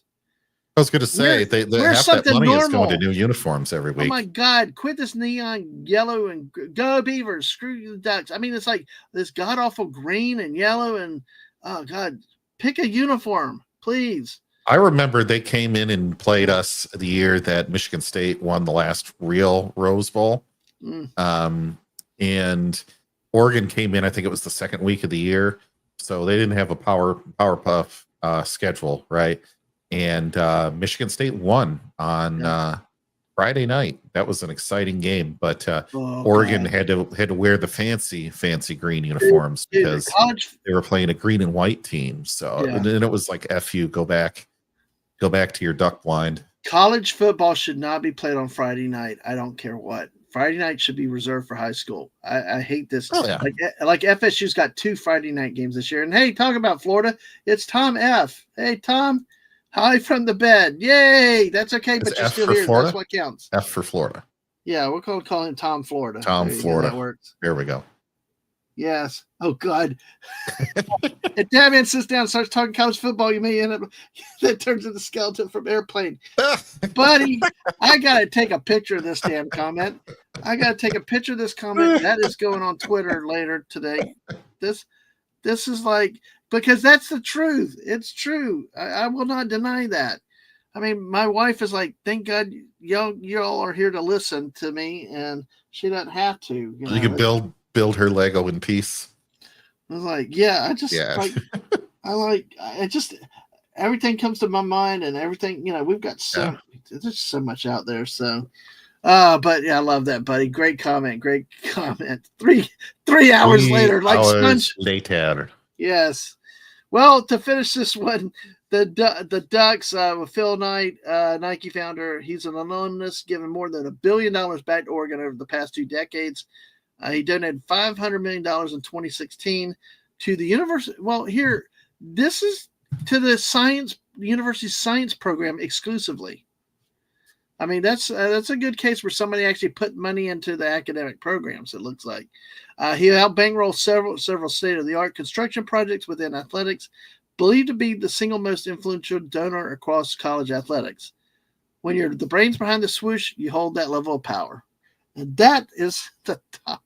Any quick thoughts or comments? And JT, if you want to run the Major League Baseball standings, are you able to do that, or do you want me to? Yeah, I can do that. Let me get my stuff pivoted over there real quick. Yeah. Last thoughts on this. I said money makes the team on a lot of this, and yeah, that's definitely one way to look at stats is. Yeah, that's definitely probably true, and we all feel like teams tend to buy their way to victory a lot of times, but it also shows that, look, 3 out of the top 10 even made the top 25 standings to make it to the college football playoff. Now, it's not $1-to-$1 dollar to the football program, but it does make you really wonder how efficient these teams are and what you're getting for your money. And there are big differences there. So there's definitely room for improvement in a lot of areas. I would really love to see some deep metrics on a lot of this more that I just don't have the numbers in front of me to show you the best dollar per dollar for your experience for what team, to see who these donors are getting what they pay for. I have a feeling it would surprise you. It's going to be somebody like Penn State or something like that, right? It's not going to be these big schools, unless winning a big title is all that matters to you. Well, I don't think anyone wins at that point. But anyway, so you want to go through standings there, Dadman? Yeah, go ahead. We can do some standings. Bring it up, let's see and I will here. get this other article after we go through the standings. Yeah, I'm just trying to get the. I'm curious to see where the Cubs are, because the other day when we were talking, the Cubs are barely hanging on ahead of the Brewers. So at the division level, here I have it. I have it up there. Okay, so we're pulling the 4-letter network, folks, just because it's concise here. But we're not endorsing or are we compensated by them? So.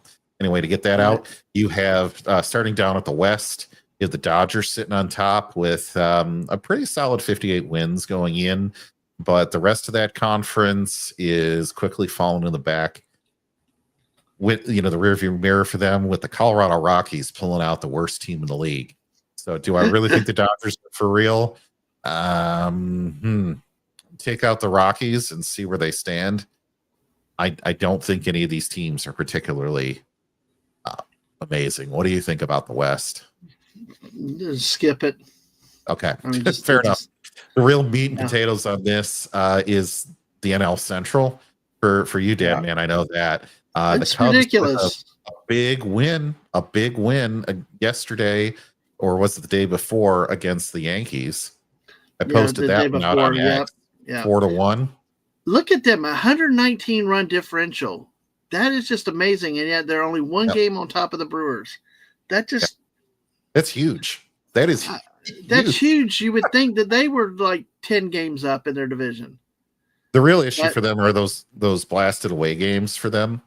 You look, they're darn near 500, but at home they're almost 2-1. Yeah.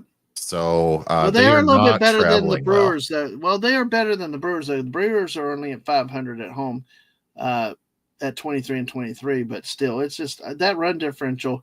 And I think what we saw last week, I was worried. The Brewers have won 7 in a row, 8 of 10, and so while the Cubs are like pilling around at 6-4, so that allowed the Brewers to catch up. It's still early, but we are in July, so. Yep. Hey, Sashi, greetings everyone in Yay Sports. And I tell you, Sashi, we will get some more international sports too at some point. We hope to. But anyway. We just have to pick ones we think people would enjoy because there is a lot of sport over the world between tennis. Exactly. You have, tennis. Well, then you there's have also volleyball. There's also Top Rack K-Shaw or something that Sashi, it's the foot volleyball. There's that. And then cricket. Yep. Well, Sashi might be our foreign sports correspondent, like to give us new sports, like he does the misses on her show for recipes. Sashi might be able to come in and give us some of the stuff. Okay, sorry, JT. So, any other thoughts on the Central before we go to the East? I love it, but I'm pulling for your Cubs because I know you're a big Cubs guy. I really have no say in Chicago baseball because the White Sox are always my beautiful, beautiful AL Central team in last place. So I really don't have a horse in that race, but I laugh and then I'm kind of like, oh man, every time you text me and you're like, the damn Brewers won again. I know, it's crazy. But I want your Cubs to do something good. I think Pittsburgh kind of fell apart early in the year, but then these other teams are not remarkable. But look at them, they're terrible, but they're okay. 4 of the 5 are over 500 though, at least. So at least they're in a competitive division. So. Well, let's go into the East because Wes Cagle asked the question, how long till the Phils start to fold? It's coming. It's coming. I think you have where we don't have the last 10. They're 500 in the last 10. So I think it may have you may already be seeing it take over. And the Braves are 11 games under 500, 12 and a half back. So, oh my God, JT, you got to look for this for next week. They could not keep their A's in Oakland, but they're playing not just cricket, but there's such a friggin' thing in America as Major League Cricket. They might be having overseas teams come and play. If you remember, I was talking about the FIFA league or the league Champions Cup or whatever they were calling it. It was an awkward name where they have all of the different European leagues come over and play. The semifinals and the finals were actually in New York City. Okay. And you had no idea that they were even playing soccer there, but it was like, these are the biggest teams in Europe of any sport. Wow. And they're playing in New York City right now. I think they were playing at Madison Square Garden. So cricket, all I remember about cricket is last like a week or something. But Sashi said Malaysia used to have the highest ranking women's squash playing for about 10 years until she retired too. Cool. Hey, nice. Cool. I wish I knew more about cricket and squash and some of these other teams. We're going to end up needing to pick a sport. And if we don't have a good correspondent for that, Dadman and I have to sit down and watch a game and learn the rules, which might be fun in its own. But if we get Sashi hooked in, he can help us with some of that stuff.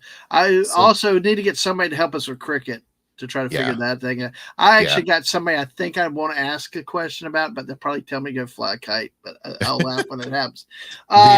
The thing that I like to see in the East, though, is the Nationals and the Braves are down at the bottom. Yep, the Marlins, for being a 44-win team, cannot get more than a smattering. We'll just call it that. The ambiguous term of smattering. They got a good record for a 6,000 attendance. No, 6,000 tickets sold. Don't say attendance. 6,000 tickets sold. Buddy said no. They are U.S. teams. Well, there's our team, San Francisco Unicorns. These are great names. I love the LA them. Knight Riders, Washington Freedom, Texas Super Kings. Wow. I see what they did with LA. The Knight Riders. That's actually good. That's a good name. So I know the Mets yeah, and the Phillies here. it's I'm pretty looking much at between them this. two. You imagine if the Mets were better on the road. See, that's a team that their road records really pulled them down. The Yes. Phillies are at least holding 500 on the road, but I mean the Mets are really good at home, but then 6 games under 500 away from West, I think in a week and a half, give it 10 days, the Mets will be up on the Phillies. Sashi said we had the number 1 women's at lawn bowls. I don't know if she's still there, but haven't been paying attention to lawn bowls. Yeah, lawn bowling would be cool though. That would be a good sport. It would. Yes. Y'all done with the East or the NL? I pretty much, I think we're done with Okay. NL We'll the drama is but I will say the drama's in the East and the West though, at least. It is. Let me do one sort on that real quick though, because let me go into the wild card. Let's take a look at the playoff standings right now. I mean, basically, I guess is it two wild card spots? I've messed up on baseball standings and stuff, but it's like yes, yes. So it's like you got the Milwaukee. Folks, I'll stop moving it. You got the Brewers, Mets, but again, both of them are only a game and a half game behind the division leader. So you substitute the Phillies or the Cubs there.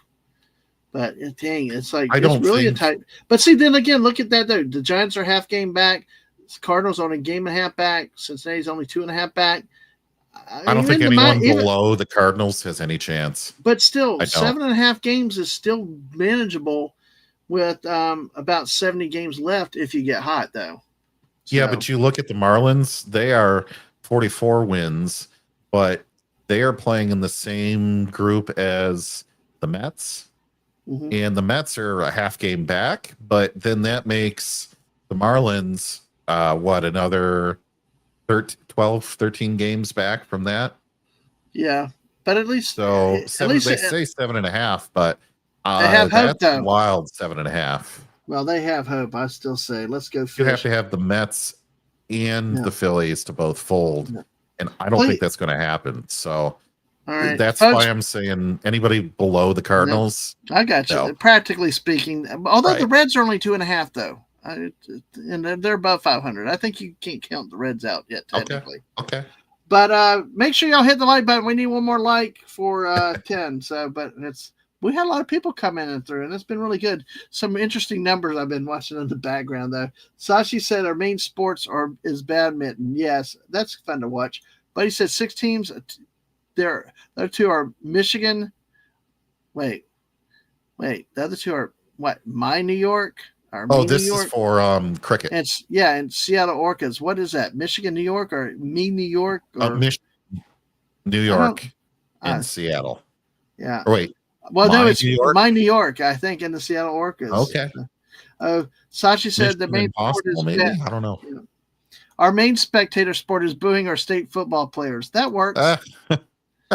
That works. All right. Well, JT, let's take a look at the American League. Yeah, let's go back standards. And then League Day American here. Okay, there are 3 wild card teams in each league. Thank you, buddy, for helping us with that. That's why the one was okay. I think San Diego was still technically in it. All right. The name is Me New York or My New York. I don't like it. Yeah. I want them to lose. Okay. So starting back down in the West here, we have the A's 41. I don't know. Like, I think Houston's got this. I don't see the Mariners doing much, but Houston has a good chance of dropping off and Seattle getting hot. Mm-hmm. This is a weird one, but I don't see anything but those 2 teams. No. So they've both been 1 game over or under 500, but Seattle's won the last 3 in a row. So Tim's here. Hey, Tim. Hot at a good time. Mm-hmm. Tim, hey, Tim is making a steamer right now. And hell to you, Tim. Good to see you. Buddy, Buddy's still throwing down that Houston still knows how to cheat, though. Yeah. Man. All right. Apparently, we'll go up to the East, and the Blue Jays have been hot. The Blue Jays and the Red Sox have been hot, both. That's why the Yankees, who were the division leaders for a while, for a lot of June, they were out in front fighting with the Tigers for the number one team in baseball. But they've since fallen back to 500 in the last 10 games, while Boston has been 10-0, which is they're the hottest team right now in terms of win-loss streak. But the Blue Jays at 7-3 are not too bad either. Really, any of these three teams you could take in the playoffs right now. I don't really follow the Blue Jays, but our friend Admiral Teague is a big Yankees guy, so I tend to get some amount from them. Well, it's going to be interesting. I think you're going to have two of the three American League wildcard teams from this division. I mean, you just look at it because the Central's a one-team league now. Seattle, who was probably your third, unless Texas got hot. But I mean, really, I think the Blue Jays, Yankees, and Red Sox are looking good for playoff berths, unless the Rays get on one of their typical late season charges. Then they could actually have all three wild cards out of that one division. So, and I think the Yankees are in at this point. If you look at that differential, 111 runs, it's really crazy that they have not done better than even this. But their away record is just not good. No, it's just not good. One of the things that I think when you look at this, if you look at the East and how heavy hitters they are versus the Central, I think you're not going to get a wild card team out of the AL Central, especially if Detroit, who's only been 500, is just so many games out. 11.5. That's the biggest margin in the league in all of MLB right now. They're also the number one team in the MLB right now. So if we go over to look at the wild card for the American League, you've got the Yankees and the Red Sox at the top. And then, as you were saying, you've got Seattle number 3. Right. After that, I think your chances really start to go down quite a bit. But I think the Rays, though, have a history of going crazy. Yeah, they do. Of course, they're in an interesting situation. Let's talk about the Rays just for a second, because at this point, they're not in the playoffs, at this point. But there is some news on that front, because last year the hurricane destroyed their stadium pretty much. And so now they're playing in a spring training facility, kind of like the A's are. But the Rays would host, if the Tampa Bay Rays make the playoffs. So, buddy, that right field is an awful short porch, isn't it? Yeah, it is. And I think if Comerica Park for the Tigers isn't the longest, it's the second longest. So, I mean, it is deep. It is. Who the hell designed that damn field in Houston with the friggin' hill up at center field wall? Somebody was drunk. That's like the pools out in Jacksonville and in Arizona. Yeah. But the Rays, from ESPN also, Rays would host games at Steinbrenner Field in playoffs. According to ESPN.com, this is dated today, July 15th. The Tampa Bay Rays will play potential postseason games at George M. Steinbrenner Field in Tampa, setting up the possibility of a World Series staged in a minor league stadium with a capacity of 10,046 fans. The move came after discussion of potentially shifting postseason games to an alternate major league stadium with Miami's Lone Depot Park. Boy, they might have 50 people there for that one. Be the most expensive playoff tickets ever, because they just have no seats for sale. I will be honest. If they needed another site, they should bring it to Jacksonville. I think the capacity of Jacksonville. Oh, sure. Because let me see. Let's see.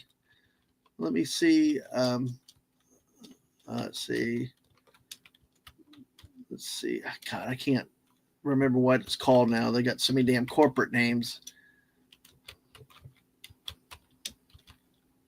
So I've got to search it because I'm curious. Because see, that's what I would have done. I would put the game in Jacksonville before I would ever in Miami. There's no way you'd get the draw in Miami for baseball. You could in Jacksonville, and I think you could sell it out very. Oh my God, too many damn Jacksonvilles.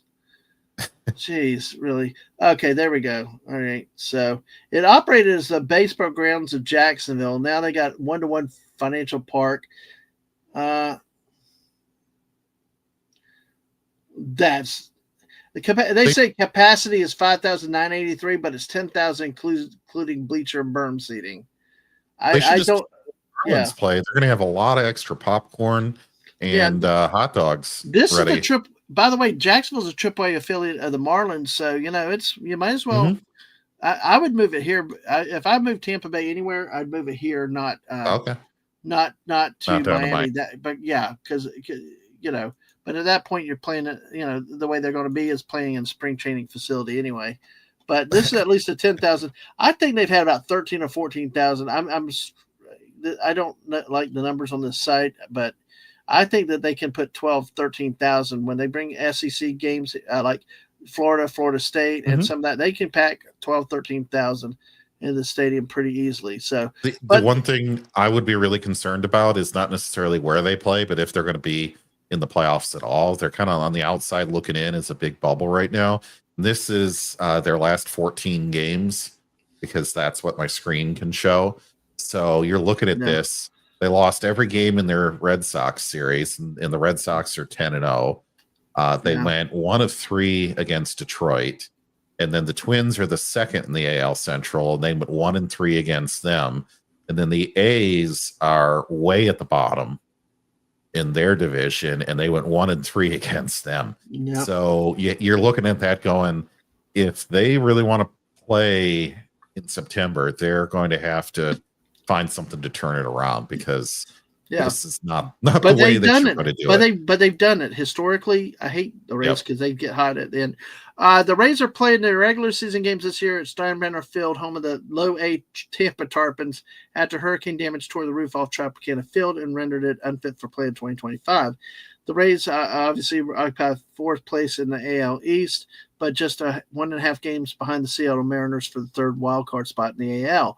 Commissioner A Rod. question on that for you. Sorry to slow Hmm? you down. Is Tropicana an all indoor park? No, it's outdoor park. It's Oh outdoor. no, wait, So no, Tropicana. No, it had that hefty bag, like uh, nylon. I know I'm not describing it right, but it had that like like that a soft, canvas. the canvas type roof which is Mhm. why it was supposedly rated for hurricanes, but not obviously with Cat 4, whatever that came through See, tore.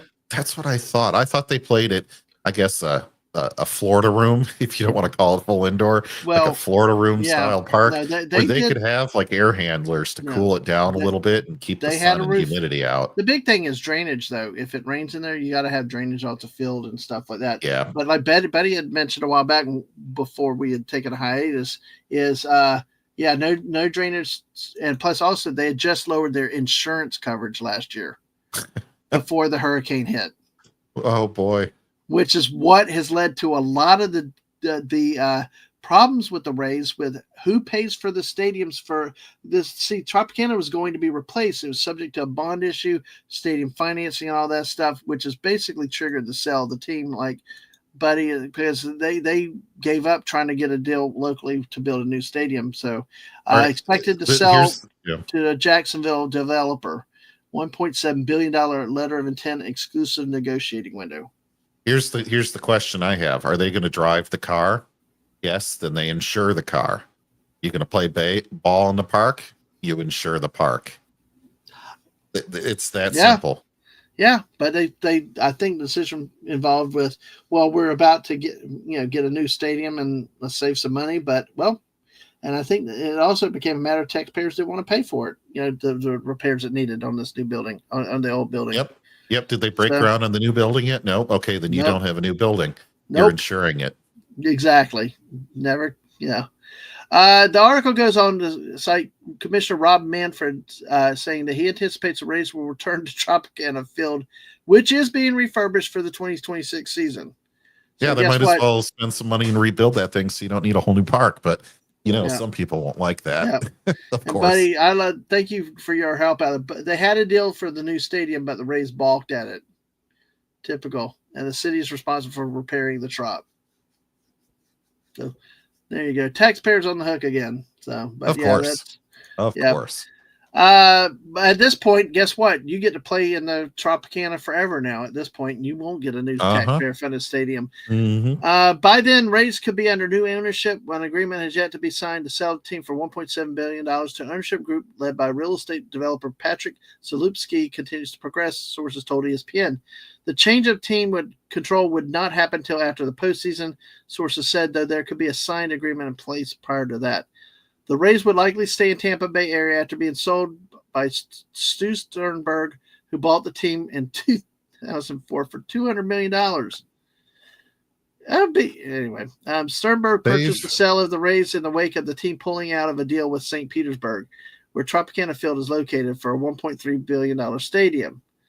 The sides had agreed to a deal prior to Hurricanes Helene and Milton. Remember, they got hit by 2 last year, causing more than $50 million worth of damage to Tropicana Field.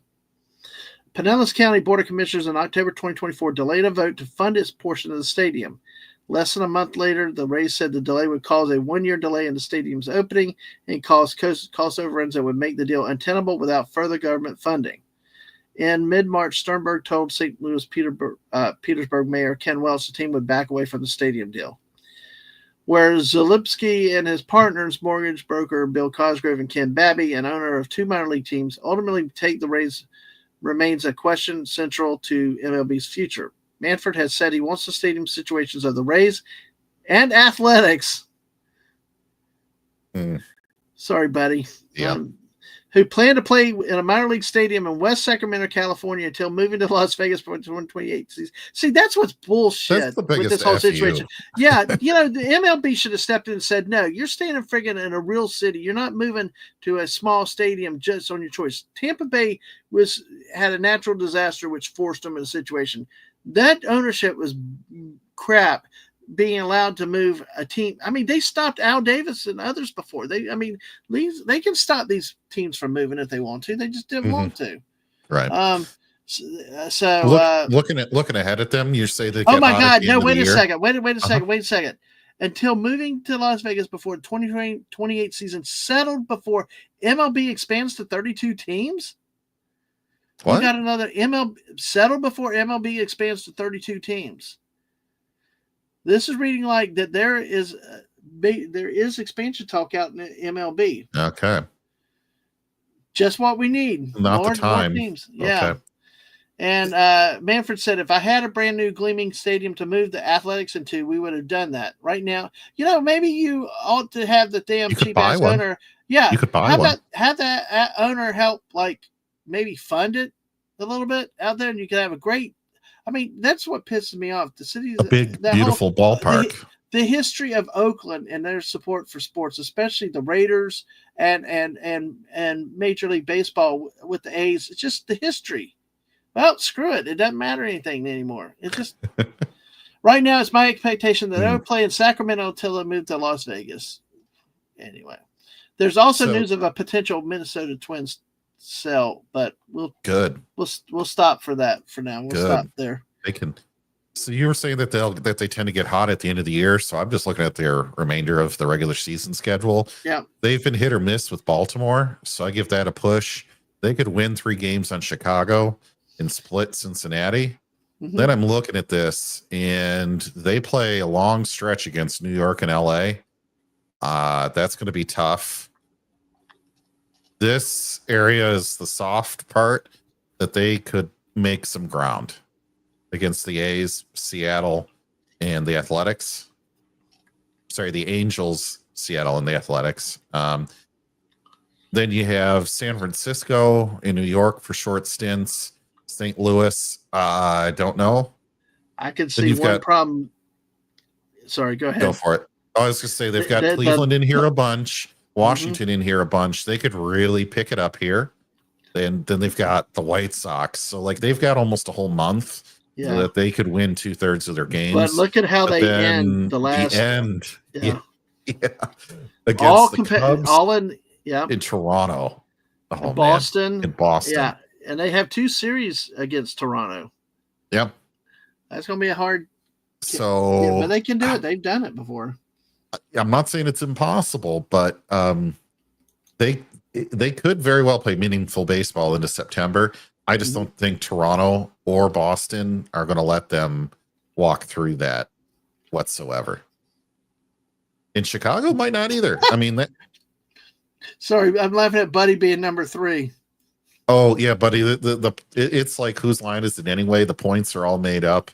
Yeah, yeah, it's crazy. Sorry, but yeah, thanks for talking about that, JT. Sure. But that's it for the baseball we've got. But let's Buddy told us the potential MLB expansion cities are Nashville. Oh God, really? Nashville, Charlotte, Montreal, Portland, Salt Lake City. Why? Why? I mean, seriously, why would you expand to any of these cities? I straight up, I wouldn't. And especially Montreal. Why would you take baseball back to Montreal? Well, baseball's huge in Canada. It is. Yeah, but they couldn't support the Expos for the longest time. Well, yeah. I mean, Portland. I would not put why? Any, yeah. I would not Salt put a Lake lemonade City. stand in Portland. Salt Lake City, and basically screw Austin. It's like, why are you going to put a team in Austin that another teams, Texas baseball team? Yeah. Where would you put? I mean, Nashville has got hockey. It's got football, but they've grown tremendously. They've grown so much, and they're still growing. That would be a great place to put one. The two would be Nashville and Charlotte out of this list. But where would you go if you weren't going to any of those cities?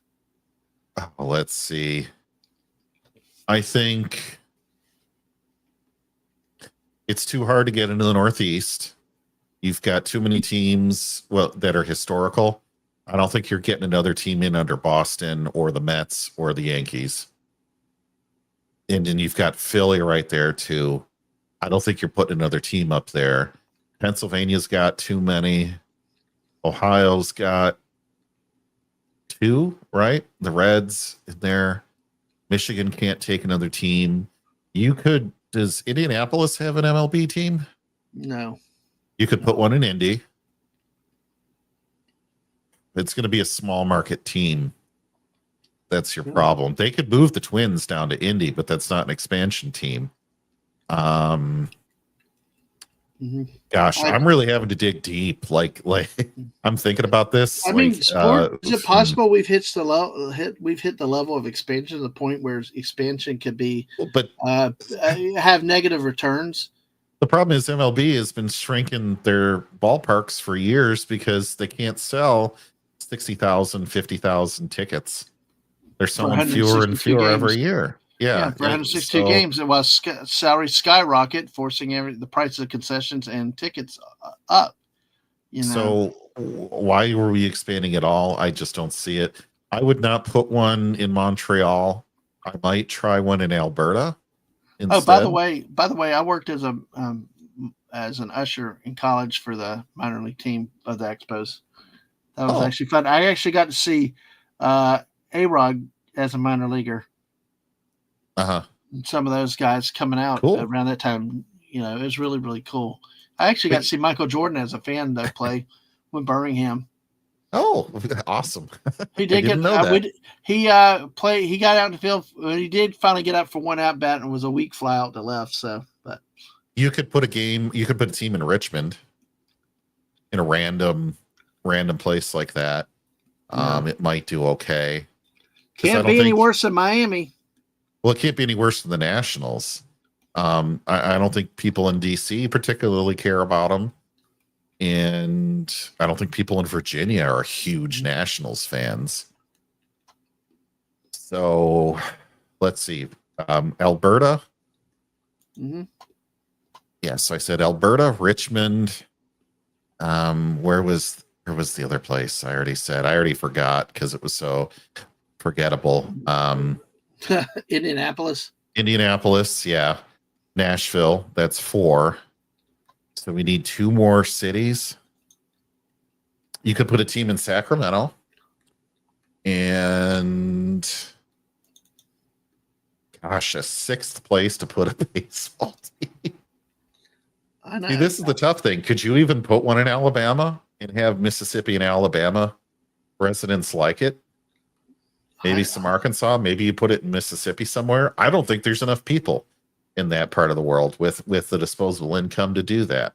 No, I don't Then think just so. I'm not saying that they're all poor. I'm just saying there's not enough people with enough money. And that's the problem that you have. What big city doesn't already have a team that needs one that isn't close to another place? And Hawaii, maybe? Hawaii? Sorry. I'm no, there's no way because it's travel costs, remember? Yeah. We got to keep the travel costs down too, but yeah. So okay, so you can't do Hawaii. I don't know. Maybe you put one in Mexico. Mexico City? You might have to. I mean, not that I would care to travel down there and go to those games or anything, but well, you can't go to London. At least Mexico makes more sense because it's in this hemisphere. It wouldn't be so bad of a flight, but still, I mean, we always have the rumors every year about when is the NFL going to expand into Europe, and and fortunately, travel and all that's the reason why it hasn't. But there is a joke on Deep Space Nine because they had baseball so much in Star Trek Deep Space Nine that Buck Buckeye, who would be like in real life, he'd be like 23 right now or something. Right. He played for the London Monarchs. And I'm like, yeah, but everybody thinks it's London, England. I'm like, no, that's London, Ontario, which is like an hour east of Detroit in Canada. That's always the joke I have, that they're going to have to put a team right there. But hey, I don't think you could put a team anywhere else. I don't. Michigan's got no room for it. I'm not sure where this is located, but Buddy said in Hawaii. Yeah, I got it. Yeah. Oh, good. Well, that's another. Oh boy, do we want to even go in that one? But hey, who's corrupt enough to get a stadium on the taxpayers' back? That's who is going to get another team. Apparently, I don't know, the A's guy. I mean, that whole A's situation. I'm sorry, they should not have been allowed to do what they do. The Rays had a situation that was, there was a negotiating falling out with the stadium. I mean, that happens. That's business. But the hurricane is what took them out. This jackbutt that decided, hey, we're leaving, even though we're going to this city, even though there's no financing arrangement there, we had to tear down a hotel to start building that should not have been permitted by the league. They should have said, no, you're stuck in Oakland for another 2 years. You're not going to a small town. You're going to play. And you know what? It's up to you to spend some damn money and not be major league, and try to run everybody in the ground. They ruined a lot of fans, generations of fans that love their team out there. I know Buddy and his family love the A's and stuff like that. And it just, and now this year they're at least more respectable than they had been. It's a shame you couldn't play this well in Oakland before you left, but you did for Sacramento. But where you could put a baseball team? Boise. They could play on a blue baseball field.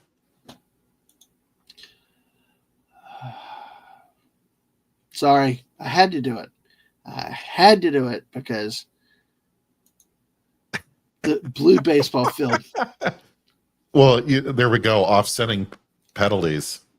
Well, some of these, you know what? You know what? There's people in Boise have done. They've actually caused more trauma with that. I don't know where it is, but I've seen a red football field before. Yeah, it's like anyway, too traumatic. Well, anyway, we've hit the 2-hour mark, JT. How about that for a first episode back? Not bad. I did just want to point out that Eastern Michigan University plays at Rynerson Stadium on artificial turf, and it is on an all-black field. Oh, do you have the picture? We'll show it. I do have the picture. Let me see if I can get StreamYards to share it out here. Share screen, and I want this guy here. There we are. Can you see it? Yeah, let's see. Oh, here we go. Oh my God. That's Eastern Michigan? Yes, sir. I know they have green, but dear Lord. So they all come in out of this tunnel up here at the top of your screen to the right of the E. And then This left side is the away, and that usually has about 400 people at most sitting in it. And then the home side is on the right, and that usually you can see in the middle section there at the is where the band usually goes. And then they're usually not very good, so there's not really a lot of demand. Oh no, they're terrible. Look at that huge stadium. What? Oh yeah, it's like, mostly always empty. In the bottom left is where the National Guard unit usually sits with an artillery piece. And whenever they score every touchdown, they'll shoot it off. But the thing is, they never have to bring that many blanks because the they just don't score that much. Yeah, the offense is firing blanks. So yeah, yeah. I would sit on the visiting side because I like being nobody around. So they call it because it's in this nickname of 4 counties or 5 counties in Southeast Michigan called Automation Alley, which is for the auto industry. They've nicknamed their field the Factory. Aren't you scared coming in there? Come on. I hate that's when the marketing people drive me insane. But yeah. The great thing is you go to these games, you have no problem finding parking. No, I'm sure it's affordable parking too, Yeah. So but yeah, it's I know that I've seen, let's see, let me see if I don't know. We'll have to look. We'll have to do a special sometime on weird stadiums and stuff. We've done it with mascots before, but have some time when we actually just sit back and look at create a weird, interesting type of stadium. So Buddy's saying, right, Fisher is selling which is the Raiders owner, the A's owner, is selling San Jose Earthquake soccer team. Says the money isn't going towards athletics operations. And the word is he's overextended. Yeah, and that's a big time team. They're in the MLS, which is the primary league for football in the United States. Well, soccer in the United States. Yeah. Yep. I just feel bad. I hate when the fans always get screwed. Yep. They do nothing about it. They're subject to the owners and the whims and the league, and the league doesn't do anything to protect the fans. I don't believe it. And granted, I do believe that the league needs to make sure they get better deals for the fans and for the stadiums, for the teams. That's only right. Mm-hmm. Of course, you want to get support, breaks, all that stuff to it. But I also think the league ought to look for the fans as much as the owners, because what happened in Oakland was just wrong for. This is a franchise that started as a Philadelphia A's, and the history of the franchise itself. And then the O's have got the Bash Brothers, the '89 World Series with the earthquake. Just so much history. And just, screw you, we're done because you didn't give us a stadium the way we want, when we want, and how it is. Pulling Eric Cartman. I don't think that there's anything the city of Oakland could have done. They could have built the Taj Mahal for him. That man wanted to go to Oakland, period. To Las Vegas. And hey, Simply Steve, good to see you too. Yeah, soccer and all sports are really screwy these days. But I tell you what, which is the that's the part of the biggest problem is, and we talked about it before. We've seen it in professional sports. Which was the first? We had universities out there, but college sports betting was not legal. But what was the first? Was it the Las Vegas Knights, the first pro team that went into Las Vegas? Oh gosh, I believe, or was it the Raiders? But basically, it was the hockey team first. Right. The Knights, then the Raiders moved. Now we got a baseball team, and it's like, and now we got gambling and college sports. And all. The biggest boondoggle I think in all of sports is gambling at whatever level. Pros, okay, fine, they're adults, whatever, this and another, but especially now in college football, there was that game last year, and I'm drawing a blank on which one it was, because somebody went for a 2-point conversion or kicked a field goal and it screwed the spread, the over-under. We saw that. We saw that. It hit like exactly on. Yeah, and it was like... And they didn't need to kick it. No, exactly. It's like, if you ever had the under, you got screwed by that. It's like, it made no sense to do that. So, So Buddy said the problem is Oakland is a train wreck as much as the.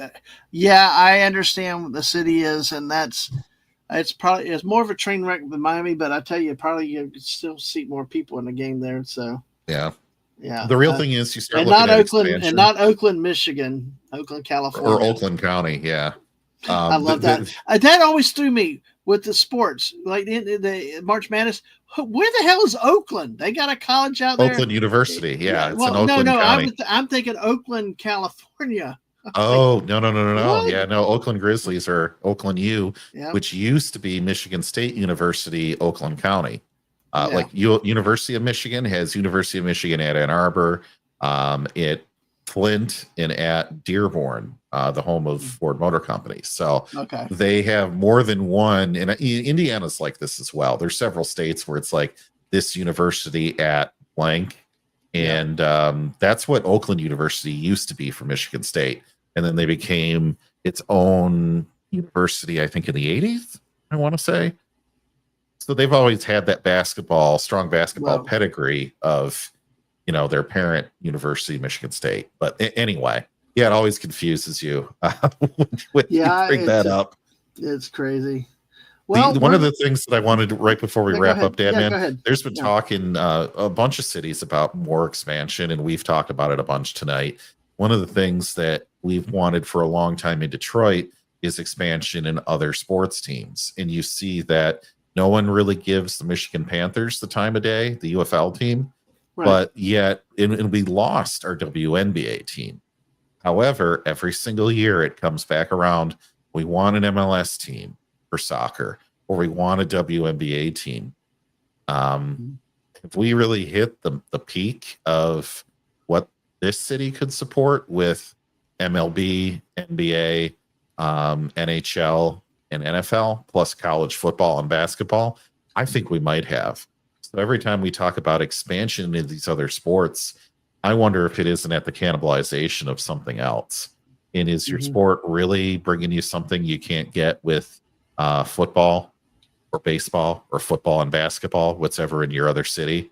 That's part of the problem, I think, is the pie may be near its largest in terms of what you're going to attract out of the population. And gambling, I think, has extracted the rest of the money. Like, I think people would rather spend a lot of money gambling instead of going to the game, which is unfortunate for the sport. It really is. But hey, I know I'm opening up Pandora's box for other things there. Well, that's okay. We'll give us something for next time. So, folks, make sure you hit the like button. Make sure you subscribe to the channel. Be careful. Be on the watch out. Mrs. may do something tomorrow morning because she surprised me of going live this morning. She did some yarn work, so just be ready in the morning for her to go live. Also, keep an eye, JT, if you don't mind putting her link, I'd appreciate it. Because I'm tracking it. Because basically, she was doing daily birthday and memes, so little short videos too. So make sure you catch those. By the way, we have a tropical system, just like, well, it's not really tropical. It was only an invest, but it's like southwest of here by about 80 miles. It's like, but it was nothing here. But yeah, but hey, it's that time of year, folks. We got hurricanes coming up in Florida, so you never know what will happen, when it will happen, and always do that. So turn into the missus in the morning. Get your notifications when she goes live. But she also has some shorts every day coming with memes and birthdays. So, all right, we are going to wrap it up here. JT, it's been good getting back on the horse again. Thank you for everybody on the Twitch, Chewy on the Twitch side, and everybody here on this side. Any final thoughts, JT? No, I'm just glad we're back in the saddle, and I like talking expansion and what ifs and revenue and all that kind of stuff. That's more than just wins and losses. So I had a great time, and it was very nice seeing the chat show up strong for us this evening. Absolutely. There's Mrs. in the morning sounds like a radio show. Yeah, well, hey, it kind of is, but hey, I like her morning muses. But yes, it all rings more naturally for her.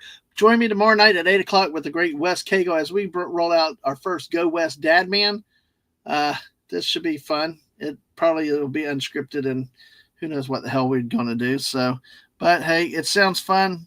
We're keeping some of the other themes from the channel going forward here. But join us tomorrow night. Should be a lot of fun with Cool. Wes Cagle with us. And then, of course, Thursday night, I've got the Eclectic Goat back on for a third time. It's going to be something movie related, I believe, this time, folks. But come for at least 2 hours of fascinating talk where we're just chewing the cud, just talking about whatever we talk about. And that's what's coming up this week. Of course, towards the end of the weekend will be possible